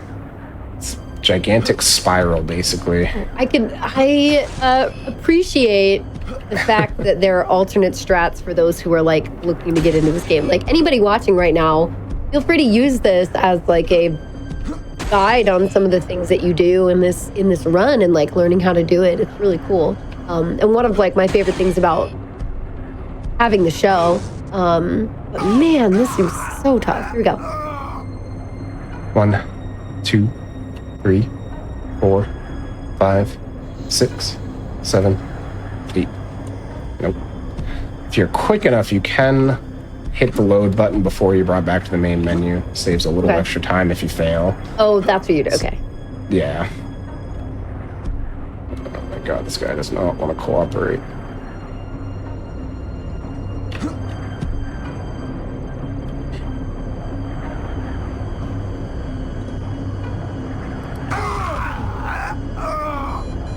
One, 2, 3, 4, 5, 6, 7, 8. Nope. Give it a couple more tries. Yeah. 1, 2, 3, 4, 5, 6, 7, 8. Jeez. Yeah, we don't ban a metronome or anything. I can't with a metronome. 2, 3, 4, 5, 6, 7, 8. It's the worst when you get brought back to the main menu, too. 1, 2, 3, 4, 5, 6, 7, 8. There we go. Oh, let's go! Very, very tight timing. So, by all means, if that is too tricky, which it even is for me sometimes, we do have that backup route that I will show later on. Yeah, I'm curious. Yay! I want. Let's see some hype in the chat. Let's go. Yeah, it is super nerve-wracking to be on world record pace and to have to hit that first try. Oh my gosh, I can't imagine. I mean, you are in that spot. How often do you lose runs to that? It's been a while since I've lost a run to that. The last time I'm taking damage intentionally here, by the way, just to that spider real quick, but the last time that I grinded for world record, I lost it more to stupid stuff after when I got really nervous. Okay, okay. And then after I got all the nerves. Yeah, once I got past all the nerves and lost the run in every possible way, then I was able to kind of calm down the rest of the run. Goodness. So yeah, there's no ceiling in that tunnel, so we can actually jump and shoot these switches early. Again, they have massive hitboxes, especially with the shredder, so we can shoot both of those switches rather than going down the tunnels that we would normally need to shoot those switches. But a lot of what this level is all the mission objectives are at the end, except for one's kind of in the middle, but it's a lot of just running around, getting your first key, and then just running through very familiar and disorienting looking tunnels. If people played this game as a kid, this was the level that you probably rage quit on. It was cleaned up a lot in the remaster to be less confusing, but there's still a lot of spots in this level that all look the same and are very easily disorienting. So getting this key will trigger an event, but I want to go past it first, not get the health, because I'm triggering this cutscene and then grab the key to lock myself in. And there's going to be some enemies that spawn, so just a nice shredder shot or two. These pedestals you can stand on. This is what I mean by like I lost runs of stupid stuff. You can get stuck in these pedestals. And I think I just did it. No, didn't really do it, but you can get stuck in those pedestals in soft lock. I've lost a world record pace run to that before. That's a random unfortunate glitch. It's the only glitch that I found that is not helpful. Interesting. Kind of wild that that's the only unhelpful glitch that has been found. So far, yeah. I mean, there's a couple that are technically helpful, but just not time safe. That's like the real like soft locking glitch that I found. Oops, I need this health. I usually don't accidentally dodge that, but I just did. We're alive again! Congratulations! Yeah, so I got my health, I got my life. I can quick save, which is perfect because I want to here. This is just a random glitch that we can jump through if it cooperates. Is it from this one? Sometimes you can jump through that wall. It doesn't want to cooperate right now. Yeah, just a random scene that you can jump through. I'll turn off this overlay because I don't need it for a little bit. This is a tough ledge grab to do, but it's a nice sequence break. So this is the reason that we get our life and health back, is because we want to be able to quick save here. We can do a nice ledge grab onto that bridge and save a huge portion of going way down through these water tunnels. One random glitch that I will show off for the 100% and hardcore and any percent, all the other categories, is the dolphin jump. You can kind of jump out of water like a dolphin and land on platforms like that are way too high to land on. I have a nice underwater seam here. I don't know if it shows up, that I line up with. Look up towards the platform, hold space, and mash W. Then once you've jumped out of the water from W, you can jump in midair and kind of get that extra height and land up on this platform to skip a small section of the underwater tunnels that we use in a couple of the other categories. But we don't need to be over here for any percent. We're going to go right back over to where I ledge grabbed over here. We're going to get some Doritos here just to pad our Dorito count, because this level doesn't have much for Doritos. Doritos in chat again, please.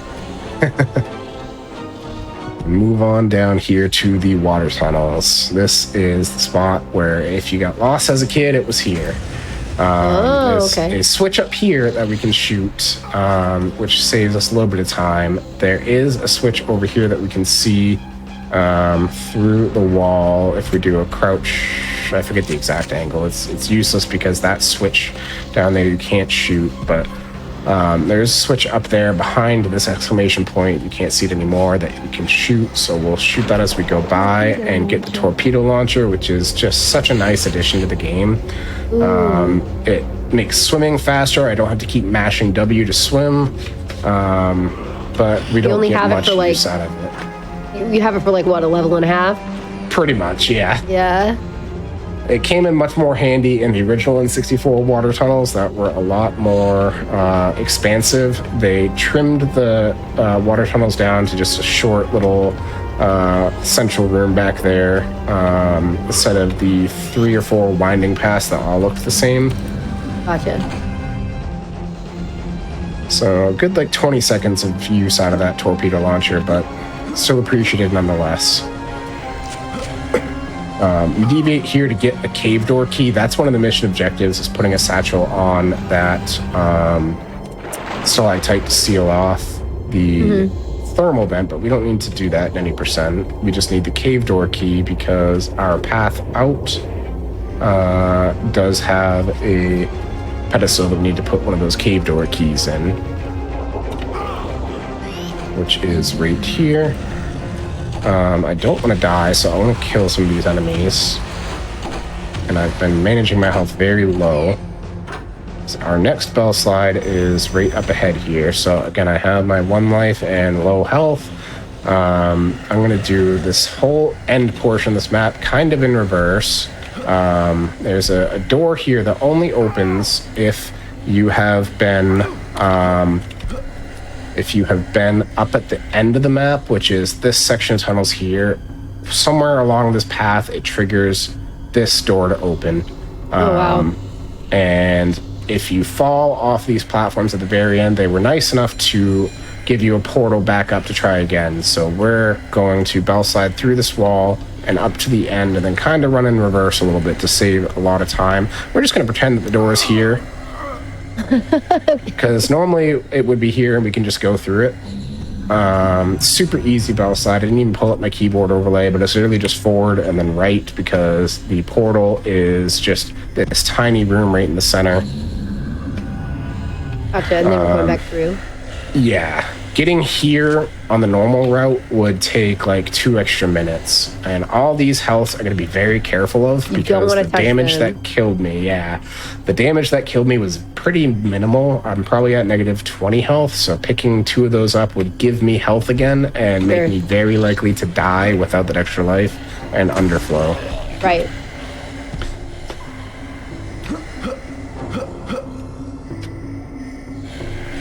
I've definitely lost a run to that before.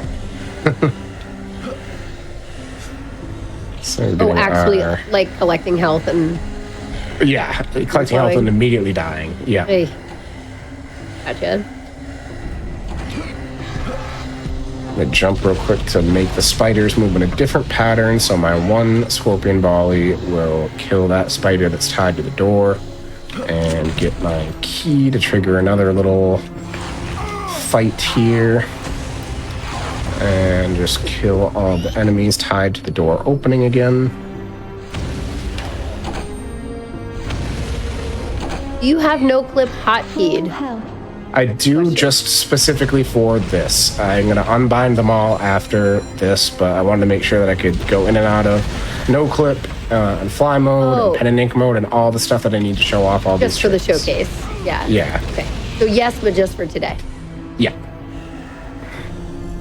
So I've got my key. That was the only reason I had to go through that path. Otherwise, I would just do that bell slide that we did and go right to the end. But there is that 1 level 6 key that we have to go back for.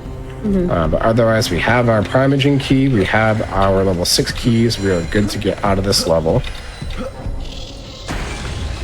Get a little bit of extra shredder ammo. I was gonna say, it's kind of weird to see you doing normal movement. Honestly, yeah. so much game over abuse, so much bell sliding. It's weird to just see sections of pure strafing. So we have not completed the mission objectives. We're back to the start, which is perfect because our ticket out of this level is right here at the beginning. But this is the spot that we're going to backtrack to level 1, because remember, we didn't get the primaging key from level 1. So instead of warping to the hub, I'm just going to go to the Porta Badia, and our primaging key is right near this portal. We needed the Leap of Faith talisman that we got on level 2. But specifically for Dorito routing and health management, we put the backtracking here. So I'll kill my 2 enemies that are tied to this door. And I'm going to get a ton of Doritos. That should give me my extra life. I am Turok. Yeah. And a couple more Doritos up here. And right back to the hub for level 6. Okay, that's all you had to do coming back to this level. So this game expects you to do a lot of backtracking when you only do it theoretically once? Yeah, we really only backtracked that one time in the Amazing. 8%. I'd love to route it out entirely, but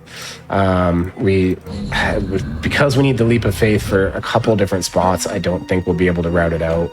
Gotcha. But yeah, usually you're going to backtrack to each level again at least once. If not twice, depending on what else you missed on a casual playthrough if you don't know where everything is.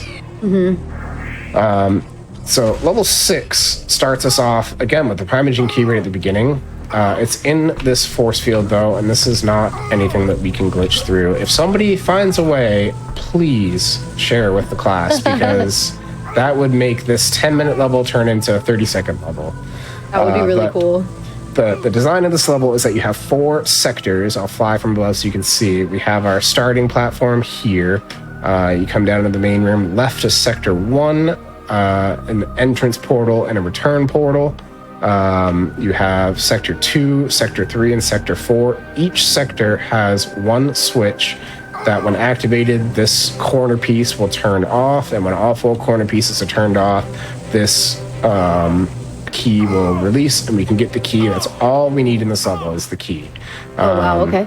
And I'm keeping an eye on my health. I want to take damage here, so... but we have to go through each sector and hit the secret switch in each sector to unlock that key. So, how do I have the Doritos? I'm gonna do it. We are able to do some, but not all of these sectors in reverse, which is good because the switch is at the end of most of the sectors.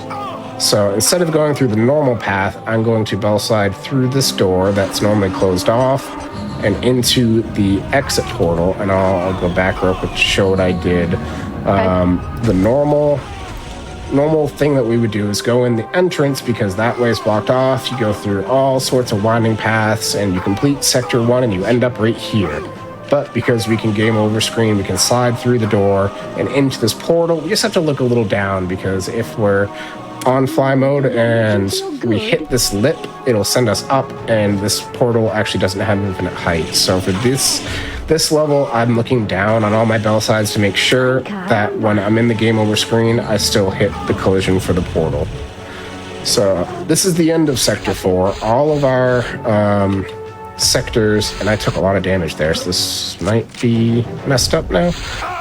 All of our sectors have a mission objective at the end, but we don't really care about. I'm hoping this health heals me. Perfect. Oh, nice. Okay. This is the only time that we want this like dicey section of very little health. If our Dorito management wasn't great, there is some last minute Doritos right here before the final challenging bell side of the run. Our normal path, if we had the Whisper's Talisman, which we don't get, would be to jump across here into this tunnel, hit the Whisper's Talisman, and gracefully float in the air into this room. And that is our secret switch to unlock 1/4 of the Primogen key. But we can bell slide right into that. What we're going to do is bell slide into the room to trigger the door opening, and then bell slide. Oh, I already opened it, but I'll still show it off. We're going to bell slide into the room and then right back out down this C-shaped hallway into the Adon portal. We don't need anything from Adon though. We're just visiting and using her so we have a portal. But we're gonna. Okay, that makes sense. Let's load back here to where that door is closed actually, because I also died too early. And I'm gonna save and look down just a little bit. Actually, it's not necessary for this one. So door open, I'm going, well, let's actually turn this on because this is the hard one that we do route out. So I do want to show the movement for it.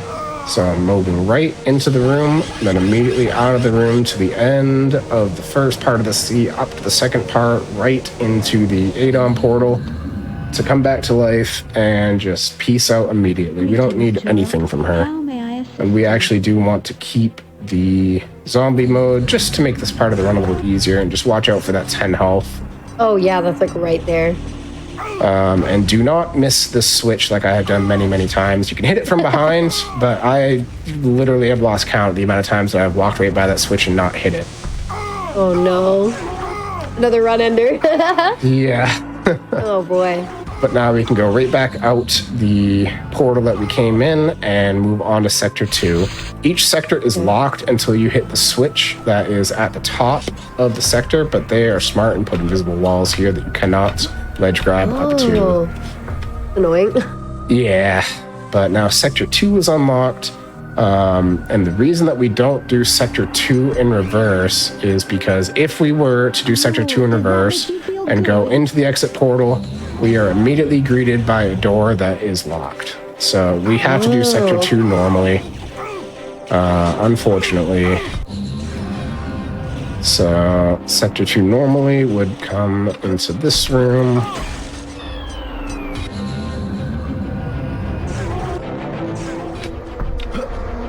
And another spot of hitting a switch from behind here. That switch opens the door and we can just kind of jump from that bridge below.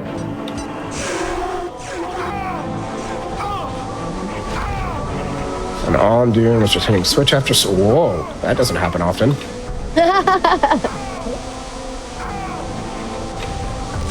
Yeah, normally you just kind of float nice and slow up this section. Instead of getting this fan is off, so actually if you fall in here, it's a soft lock, so I'm just gonna scoot right out. But normally it's a nice, slow, graceful fall, and you'll jump up onto the end rather than around all of the circle like it's intended.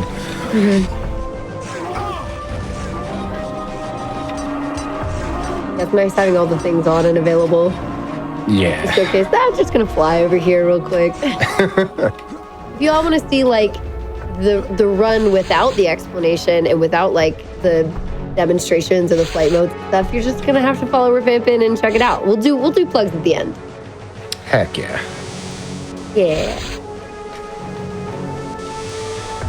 So nothing flashy here, just moving through the sector like normal, and the only flashy part is another expected section of backtracking. Again, we would normally get the Eye of Truth talisman, which would reveal these bridges, which would let us go up here where our next secret switch is.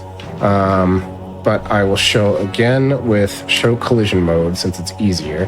One of them is actually totally invisible, but we can see part of the bridge and we can actually make this jump. We can't see this. Oh, we can see it from this side. Okay, I was going to say. Just hiding. Yeah, we can see the next section of the bridge too, but we can't see it on the mini map, which makes it a little tougher than the other ones. But we cannot save. So this is the other soft lock portion of the run. If you miss this ledge grab onto this bridge, you are stuck in that death pit. I've tried, there's no coming out of that death pit. Oh, wow. So I can navigate up these invisible bridges. We can't see this one, but there's a path of 2 health, plus I've memorized it. That helps. Yeah, you'd have to. And then we can fall right back down to where we started. There is an invisible wall all the way until the very small window down there that we can land on. So I'll do it with the show collision on. It's just this tiny window. So always make sure to hold your movement inputs. And that should be all that I need for no board now. Always hold your movement inputs as you're falling so you don't miss the platform. We all look like on the inside. All right, as we're making our way through, what would you all call the episode of this show? You know, it's all of our Hotfix shows go up on our YouTube channel. You need to check it out. You can see all these other cool episodes of like glitch showcases or like the show before us, which is awfully silly, so good. What would you all call it? What would you call it, Revampin? I think Out of Bounds is a fitting name. Maybe something else like Behind the Scenes too would work. Behind the Scenes. I mean, this episode about Turok specifically. Oh, this episode of Turok. Sorry, I thought you meant the. No, our show's called. It is called Out of Bounds. It's great. I thought you were looking at like renaming it. I'm like, why? No, Out of Bounds is perfect. We did rename it actually to Out of Bounds. Ah, okay. This episode, there's a meme. Yeah, there's a meme within the Turok 2 community. Instead of Turok 2 Seeds of Evil, some call it Turok 2 Speeds of Evil. Oh no. I'm writing So that down. that's another fitting name, maybe. Oh boy. This is Sector 3, which we also have to do the frontwards way. We can't do this one in reverse because there's a locked door immediately greeting us if we try to do it in reverse. So all I'm doing here is I'm getting my last extra life. By some miracle, if I accidentally get 2 lives, which I don't even think there's enough Doritos left in the level to get 2 lives, but if I do, that would be bad. But now I'm just navigating through to our final bell slide, which is in Sector 4. There's a lot of winding wind tunnels here. I've never had this glitch happen to me, but let me see if I can have it happen to me. There is one detrimental glitch with the collision in these tunnels. I'm gonna hug the wall, and it's not really happening. If you hug the wall too close, sometimes you get pushed out of bounds in that last tunnel. And when you're out of bounds in the Turok 2 engine, it pushes you back in bounds to the nearest platform that you can stand on, which in that room happens to be like a minute backwards. Oh no. Okay. So that one is awful.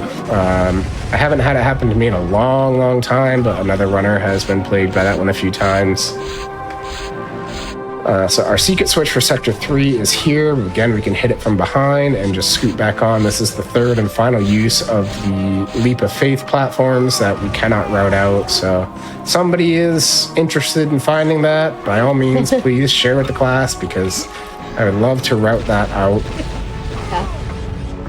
I can never do this room fast. It's a very tricky room. Don't like that. How far back did it put me? Right here. Okay.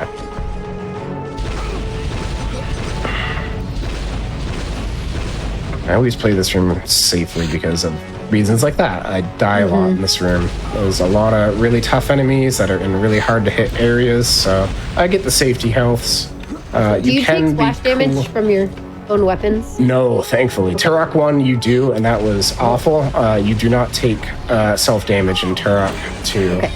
I guess it's a good and bad thing because we can't trigger the game overs and bell slides as easily as we'd like because we can't self-damage.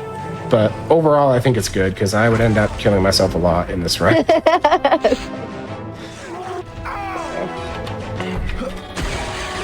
So we are in Sector 4. We are doing it in reverse, but the exit is a little ways into Sector 4 here. The exit is through this door here.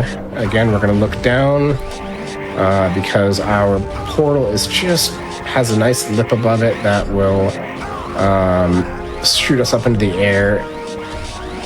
But it's a quick little left and right, and I'll show that one off again because I forgot to do the keyboard overlay, but we don't need this guy anymore. So I was in this doorway. What I did was a quick left and forward into this portal to do the final bell side of the run. Take a little safety damage here just to make sure that those healths don't somehow gravitate towards me. Because I have walked into those many times on accident as well. That's scary. Assembly plant destroyed. I guess that's actually technically one other mission objective that we do. We destroy that assembly plant because we need the blue lasers to put here to make them friendly lasers that we can walk through and get our final secret switch for the Primogen key at the beginning. It's hidden in the tunnel at the end of this underwater section. Because we have bell slided, we can safely swim in it again, despite the fact that we don't have this talisman. I'm just taking damage further into the negatives. But I'm going to play the rest of this run in the zombie mode state, so I don't care what I get for lives at this point. I'm not dying again. I shouldn't take enough health that'll heal me because I swam in that poison water, which just does so much damage. Right. But my goal now is just to get back out of this level and into the hub to the grand finale, final boss fight. That is so anticlimactic. Spoiler, no! We're going to do our incredibly anticlimactic boss, but then we have some more glitches to show off. before we Yes, go? we do. There are. I'll show the alternate route. I have a couple quick saves set up, so it's not going to be the entire thing over again. I have a couple things to highlight along the way that the differences are, and as time permits, I might be able to show off one or two other things. But I'm going back here to Sector 1 because I haven't completed any mission objectives. My only way out is by going into an 8-ohm portal, and the closest one is actually this one that we bell slided to earlier. Now we'll actually use this portal for something, and we'll go back to the hub. Nice. Greetings, Turok. How may I assist you? Oh, may I assist? And we don't need anything here. No health, no ammo. We're just going back to the hub, and we'll put down all the keys that we worked so hard to collect throughout the run. That's the bare minimum that we need for the any percent run. We just happen to also need the level keys along the way to open each level, and one talisman to make it easier or feasible to even get those keys in the first place. So we have one of the only unskippable cutscenes here. But we have a nice little boss arena with the Primogen, and I'll quiet down to let you hear his glorious voice. Okay, here we go.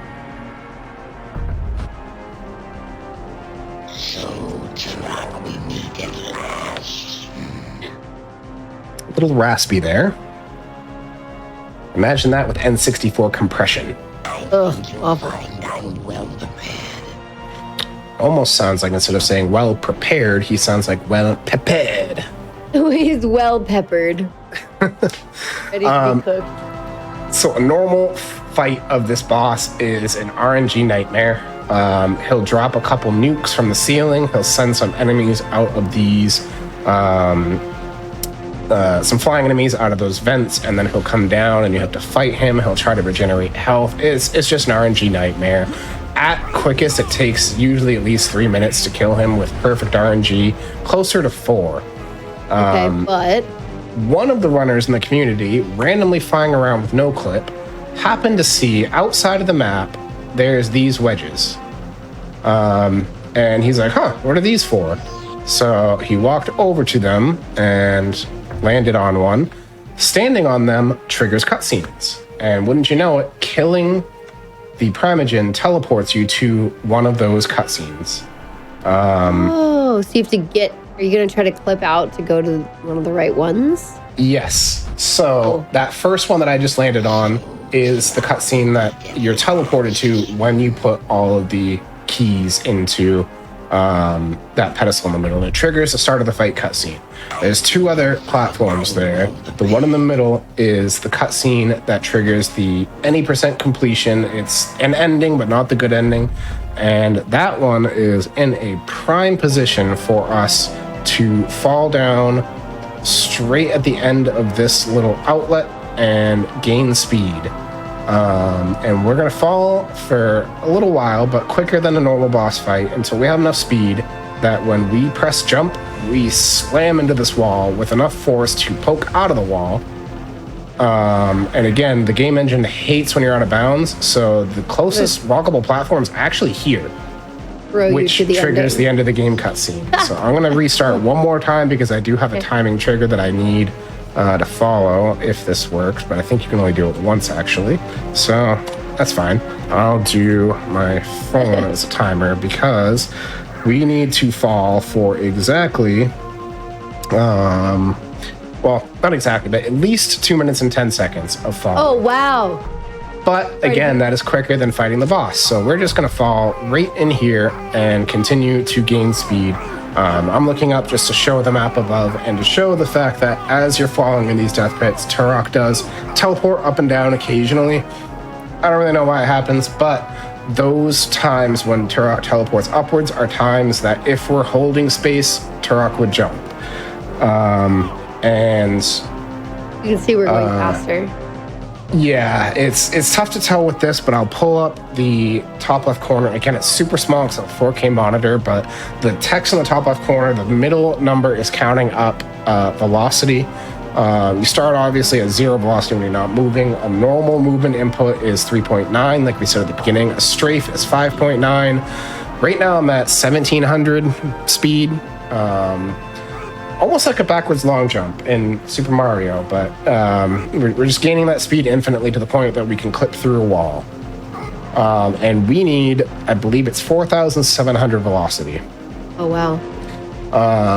But there is a spot in here where Turok just doesn't shoot up to the ceiling, so we have a pretty big window where we're close to that velocity, and we can just hold the space button for 20 seconds, and the next time you zip upwards, it'll just be, boom, runs over.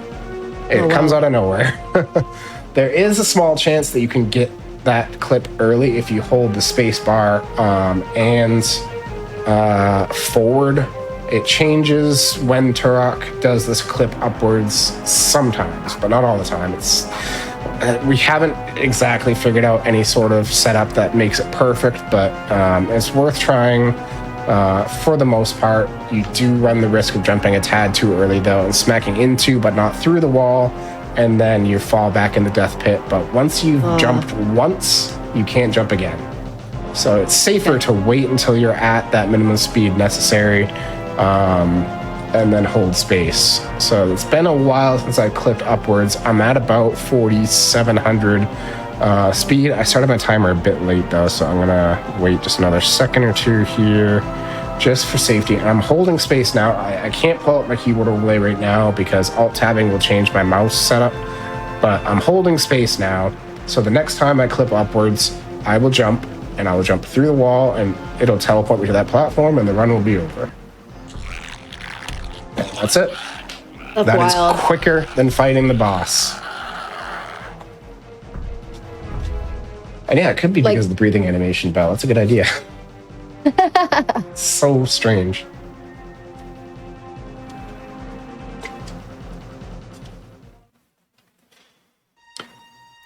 Yeah, unfortunately cannot skip or pause during this, so I just have to wait a little bit of time for this cutscene to end, and then I will highlight the alternate route for any percent that is more beginner friendly. A couple differences there, and I have some notes for maybe one or two quick other things. But a lot of it is a little lengthier setups that I don't want to go over time on. So I'll show the alternate route setup and major route differences, because there is a good bit of speed tech that we can do in that alternate route that we can't do, and then wrap up shortly after. Sounds good. This is cool. I see why you're like, the boss is, you know. Yeah, you're very just falling for a while. Yeah, so the good thing is that once you've done that ledge grab to the invisible bridge on level 4, at that halfway point in Sector 2, once you've done that hard trick, the rest of the run is kind of free.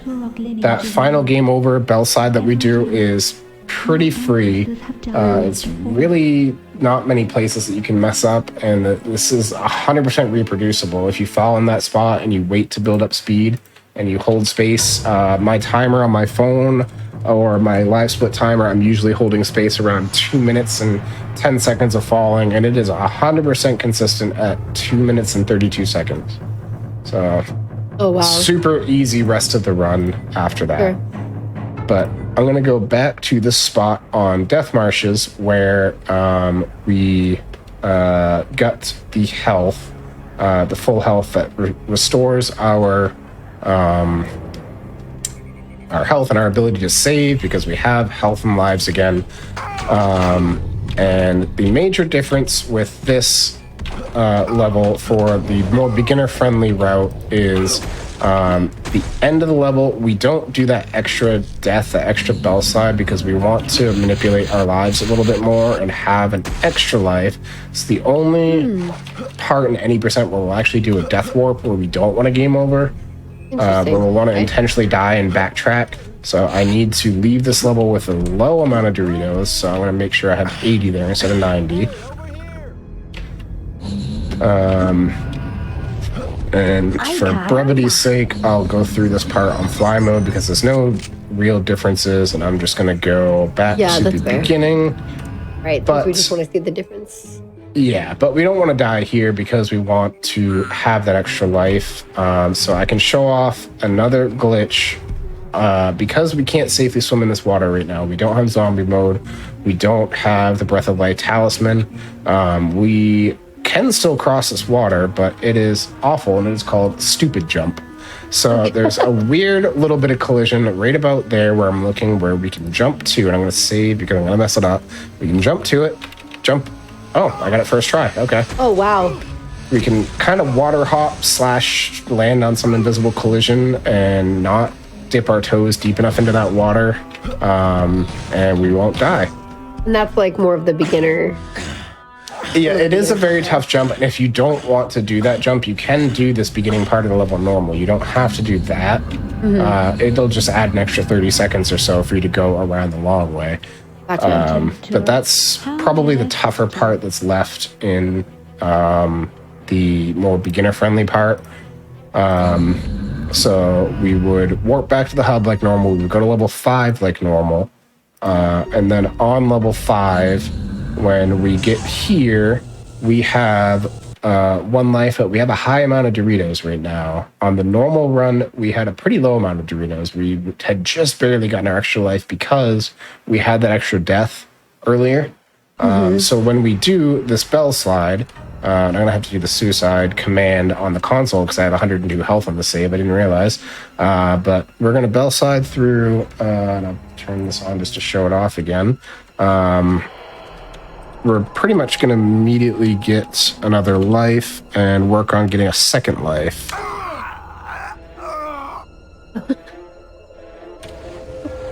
In a normal run, you would not be able to do that suicide command. We would better manage our health up to this point. But, yeah, we had to do it in there because I did not think that far when I did my save. We're not going to fight with that guy doing the damage boost, but we are going to get the Doritos along the way that we would normally get because we need that 1 extra life. And the final bit of differences are going to be 1 map ahead here.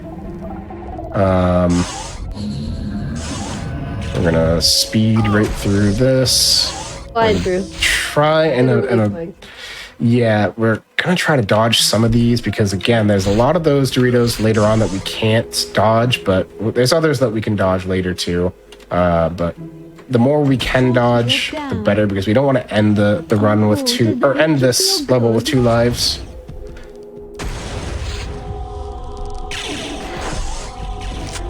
All right, so this map is where our final bit of differences are.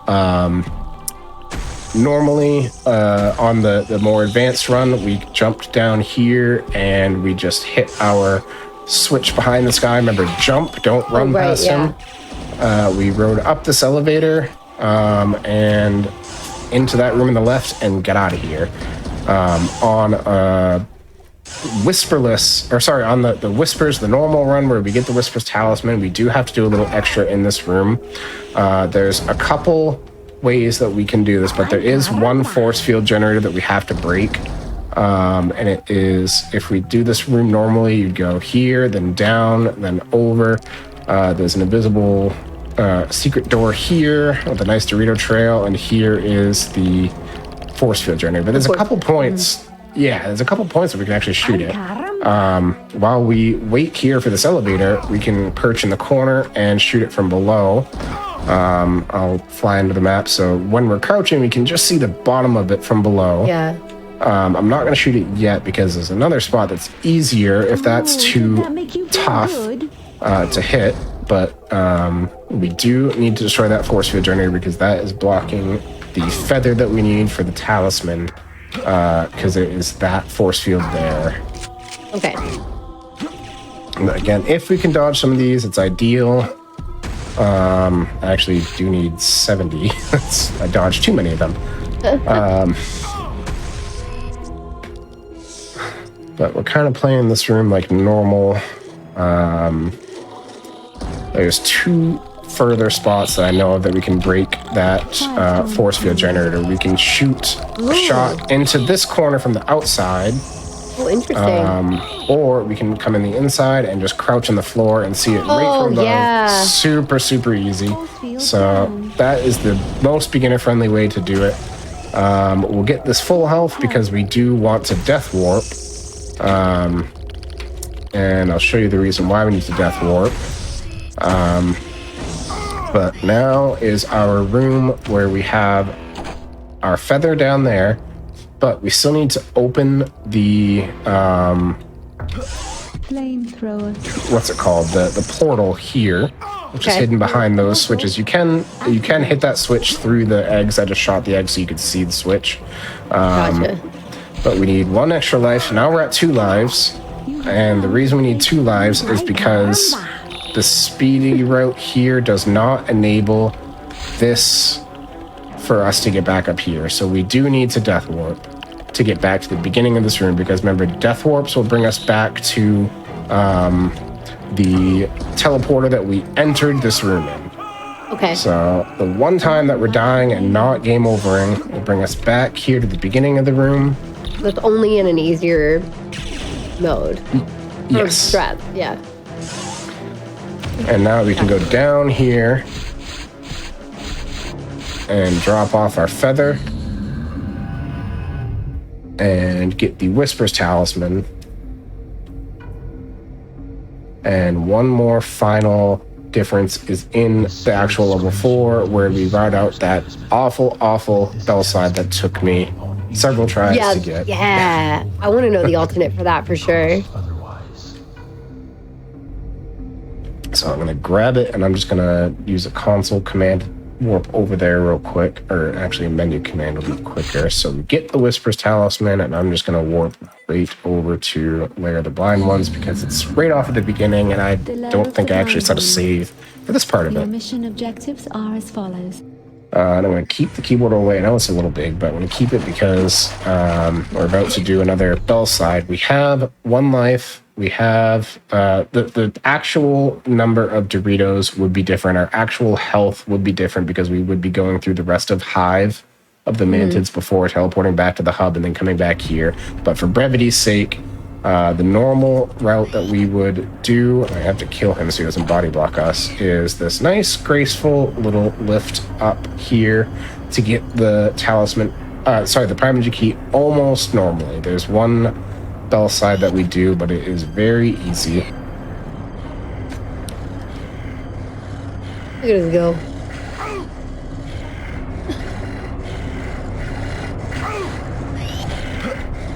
And this is part of the tunnels that we bell-sided through earlier.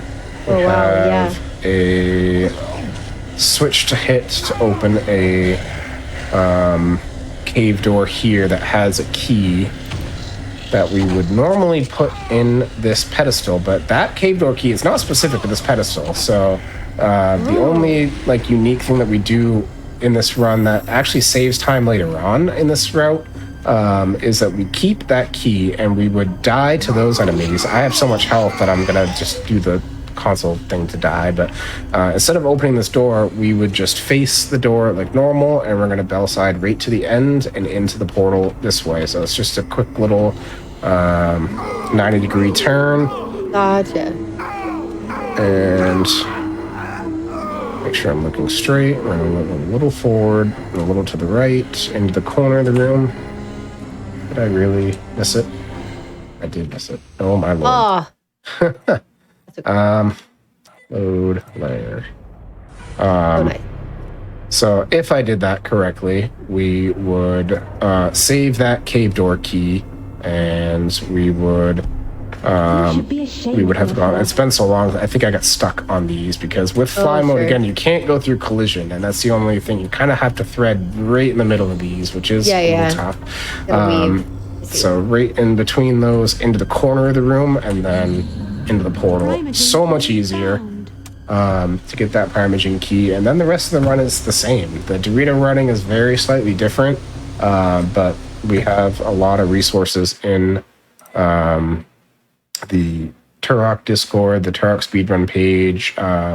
We have a tutorial as well on YouTube that somebody made that really spells out all of the Dorito routing. For the most part, there's probably better.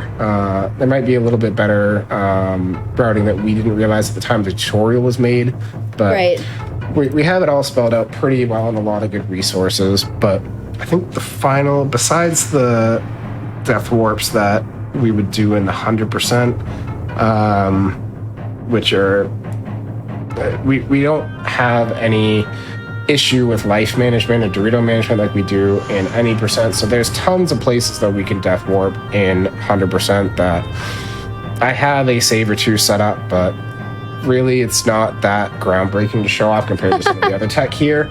So I think the final odd bit of speed tech that I'll show, not speed tech, glitch, is I'm going to start a new game real quick. And easy, okay. It's going to be very little gameplay. It's just one oddity with the cutscenes. If you can do a frame perfect pause or pull up the Steam overlay, as the transitions of the cutscenes happen, it will let you pause. You can save the game during these pauses and then load and walk around in the cinematics. They're actual maps that you can interact with. For the most part, there's nothing you can do. Your camera's kind of set up in these weird places. All those markers are different camera triggers and movement triggers that pan the camera nice and pretty for the cutscenes. But there is one. Was that like a pre-playing cutscene that we would be watching? Yeah, there is one cutscene, though, that I found. I don't know if there's others. I haven't looked at them all.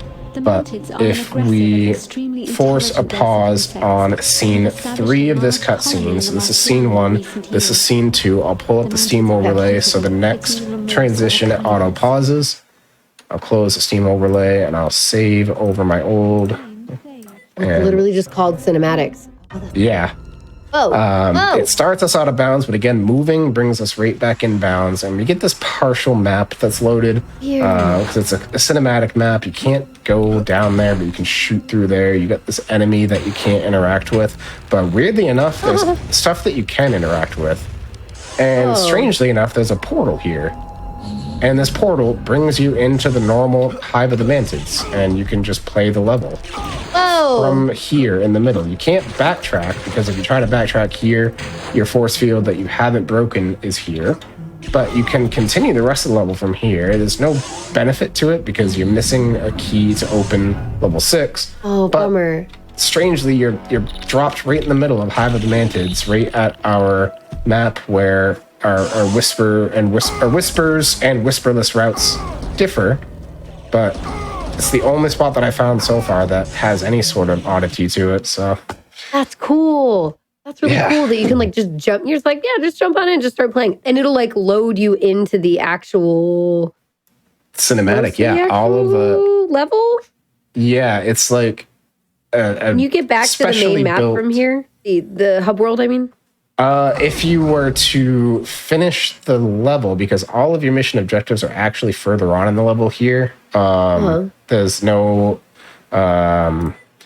queen embryos or the master computer until later on. So you could finish this level, teleport back to the hub. Well, not teleport, because you're starting a new game, so you don't have the add-on portals unlocked, but you could complete the level like normal. You'd have the totem defense, and you'd have the boss fight at the end of this level, but you could start from this point. It just doesn't make sense to try to do a run. It doesn't make sense from here. Okay. Just a fun little. That's really cool, though. Fun little random bit of glitch that has no use. Right. That's wild.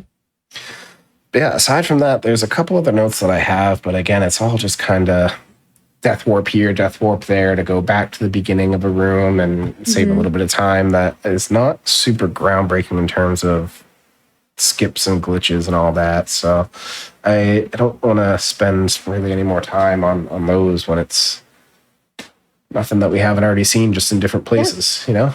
No worries. Again, I mean, we are here to show off what you think is worth seeing or really cool, but if it's kind of something we've already seen, then no worries at all. This has been really, really cool. I appreciate you coming on and bringing us all of the joy of Turok 2. Again, what a game. What a game. All right. Okay. So if we are wrapping up now, let's take it back. We're going to wrap up, but I want to know where we can find you, what you're doing, you know, like where you're posting, etc. Like give us the lowdown. Please let us know how we can follow you. Yeah, so I don't stream super often actually. I do have a full-time day job. In case the Refampin name didn't give it away, I am a pharmacist, so I do work at a hospital quite a bit and don't have a ton of time to stream. But I do stream occasionally. It's usually once a week or every other week on twitch.tv/Refampin_. I'm on Twitter at Refampin 2 underscores because somebody took the single underscore as well.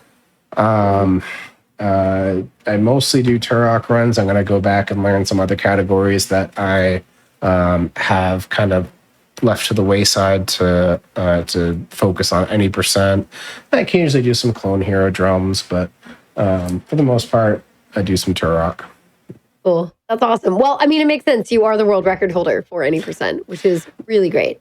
Yeah, this is really cool. I love seeing all this. Thank you for including a lot of these, like, basically aerial views of the things you were going to do. It's a really great way to kind of, it literally helps us visualize, like, what's going on in all of these moments where we can't see and you can't see either. And it's just showing, like, this is what we do and this is why we do it. So that was really cool. This game is ridiculous. Yeah, we've had this on a couple hotfixes before, but the biggest gripe that we've always had is like, man, it's really hard to really explain what we're doing when it's covered by this game over screen. So this was like the perfect format to really dive deep into why we're doing what we're doing and really show off all the fun stuff that's going on behind that game over curtain. Exactly. I'm glad it was on and we got to see it and experience it. It's super cool. Because, there's a lot of, like, the bigger game, the big Zeldas and things like that you're like, oh yeah, very glitchy. But, like, this is a great addition to the show. So please go give Refampin some love. Cheer him on in his day job, but then also, like, give him love for Turok or Clone Hero drums. That sounds really awesome. I like doing drums too, even though I'm not good at it. That's like, I'm like, nah, I don't need to do the guitar. I'll do drums. Anyway. It's fun to hit things. Yes, yeah. Or singing otherwise. But yeah, thank you so much for being on. This has been really cool. I appreciate it, Refampin, giving us kind of like the breakdown of all of the Turok 2 glitch wonderfulness, I guess you could say. And thank you all for joining us. Keep in mind your subs, Prime Gaming subs, gift subs, and bits cheered on the GDQ Twitch channel. Help support Games Done Quick Hotfix. I got it, it's time to give the spiel here as we wrap up. So if you're enjoying yourself watching these speedruns and the shows, consider subscribing to the channel. You can also go to gamesdonquick.com/hotfix for more info on our weekly shows. We also have weekend specials. You can check those out. Oh, and GDQ is going to PAX West. So we will be there August 30th to September 2nd. So that is after this upcoming Flame Fatales, which is August 18th to the 25th. You can check out Flame Fatales. You can, we'll be at PAX West. The schedule is also out for that. So if you want to see the Flame Fatale schedule, that's !FF. If you want to see the PAX West schedule, that is !PAX. Then we also have GDQ Express, lots of GDQ events going on. GDQ Express is returning to TwitchCon, and that is September 20th to the 22nd. So submissions are actually opening tomorrow/today because it's July 17th to July 24th. So !GDQX in chat for more info on that. And then, yeah, you can submit for GDQX, which is really, really cool. So yeah, just updating you on all of those things. You can also, if you missed Awfully Silly, by the way, or you came in just now and you're like, oh no, I just missed Out of Bounds, so I want to see all the Turok 2 glitches. Don't worry, because we will replay both shows after this.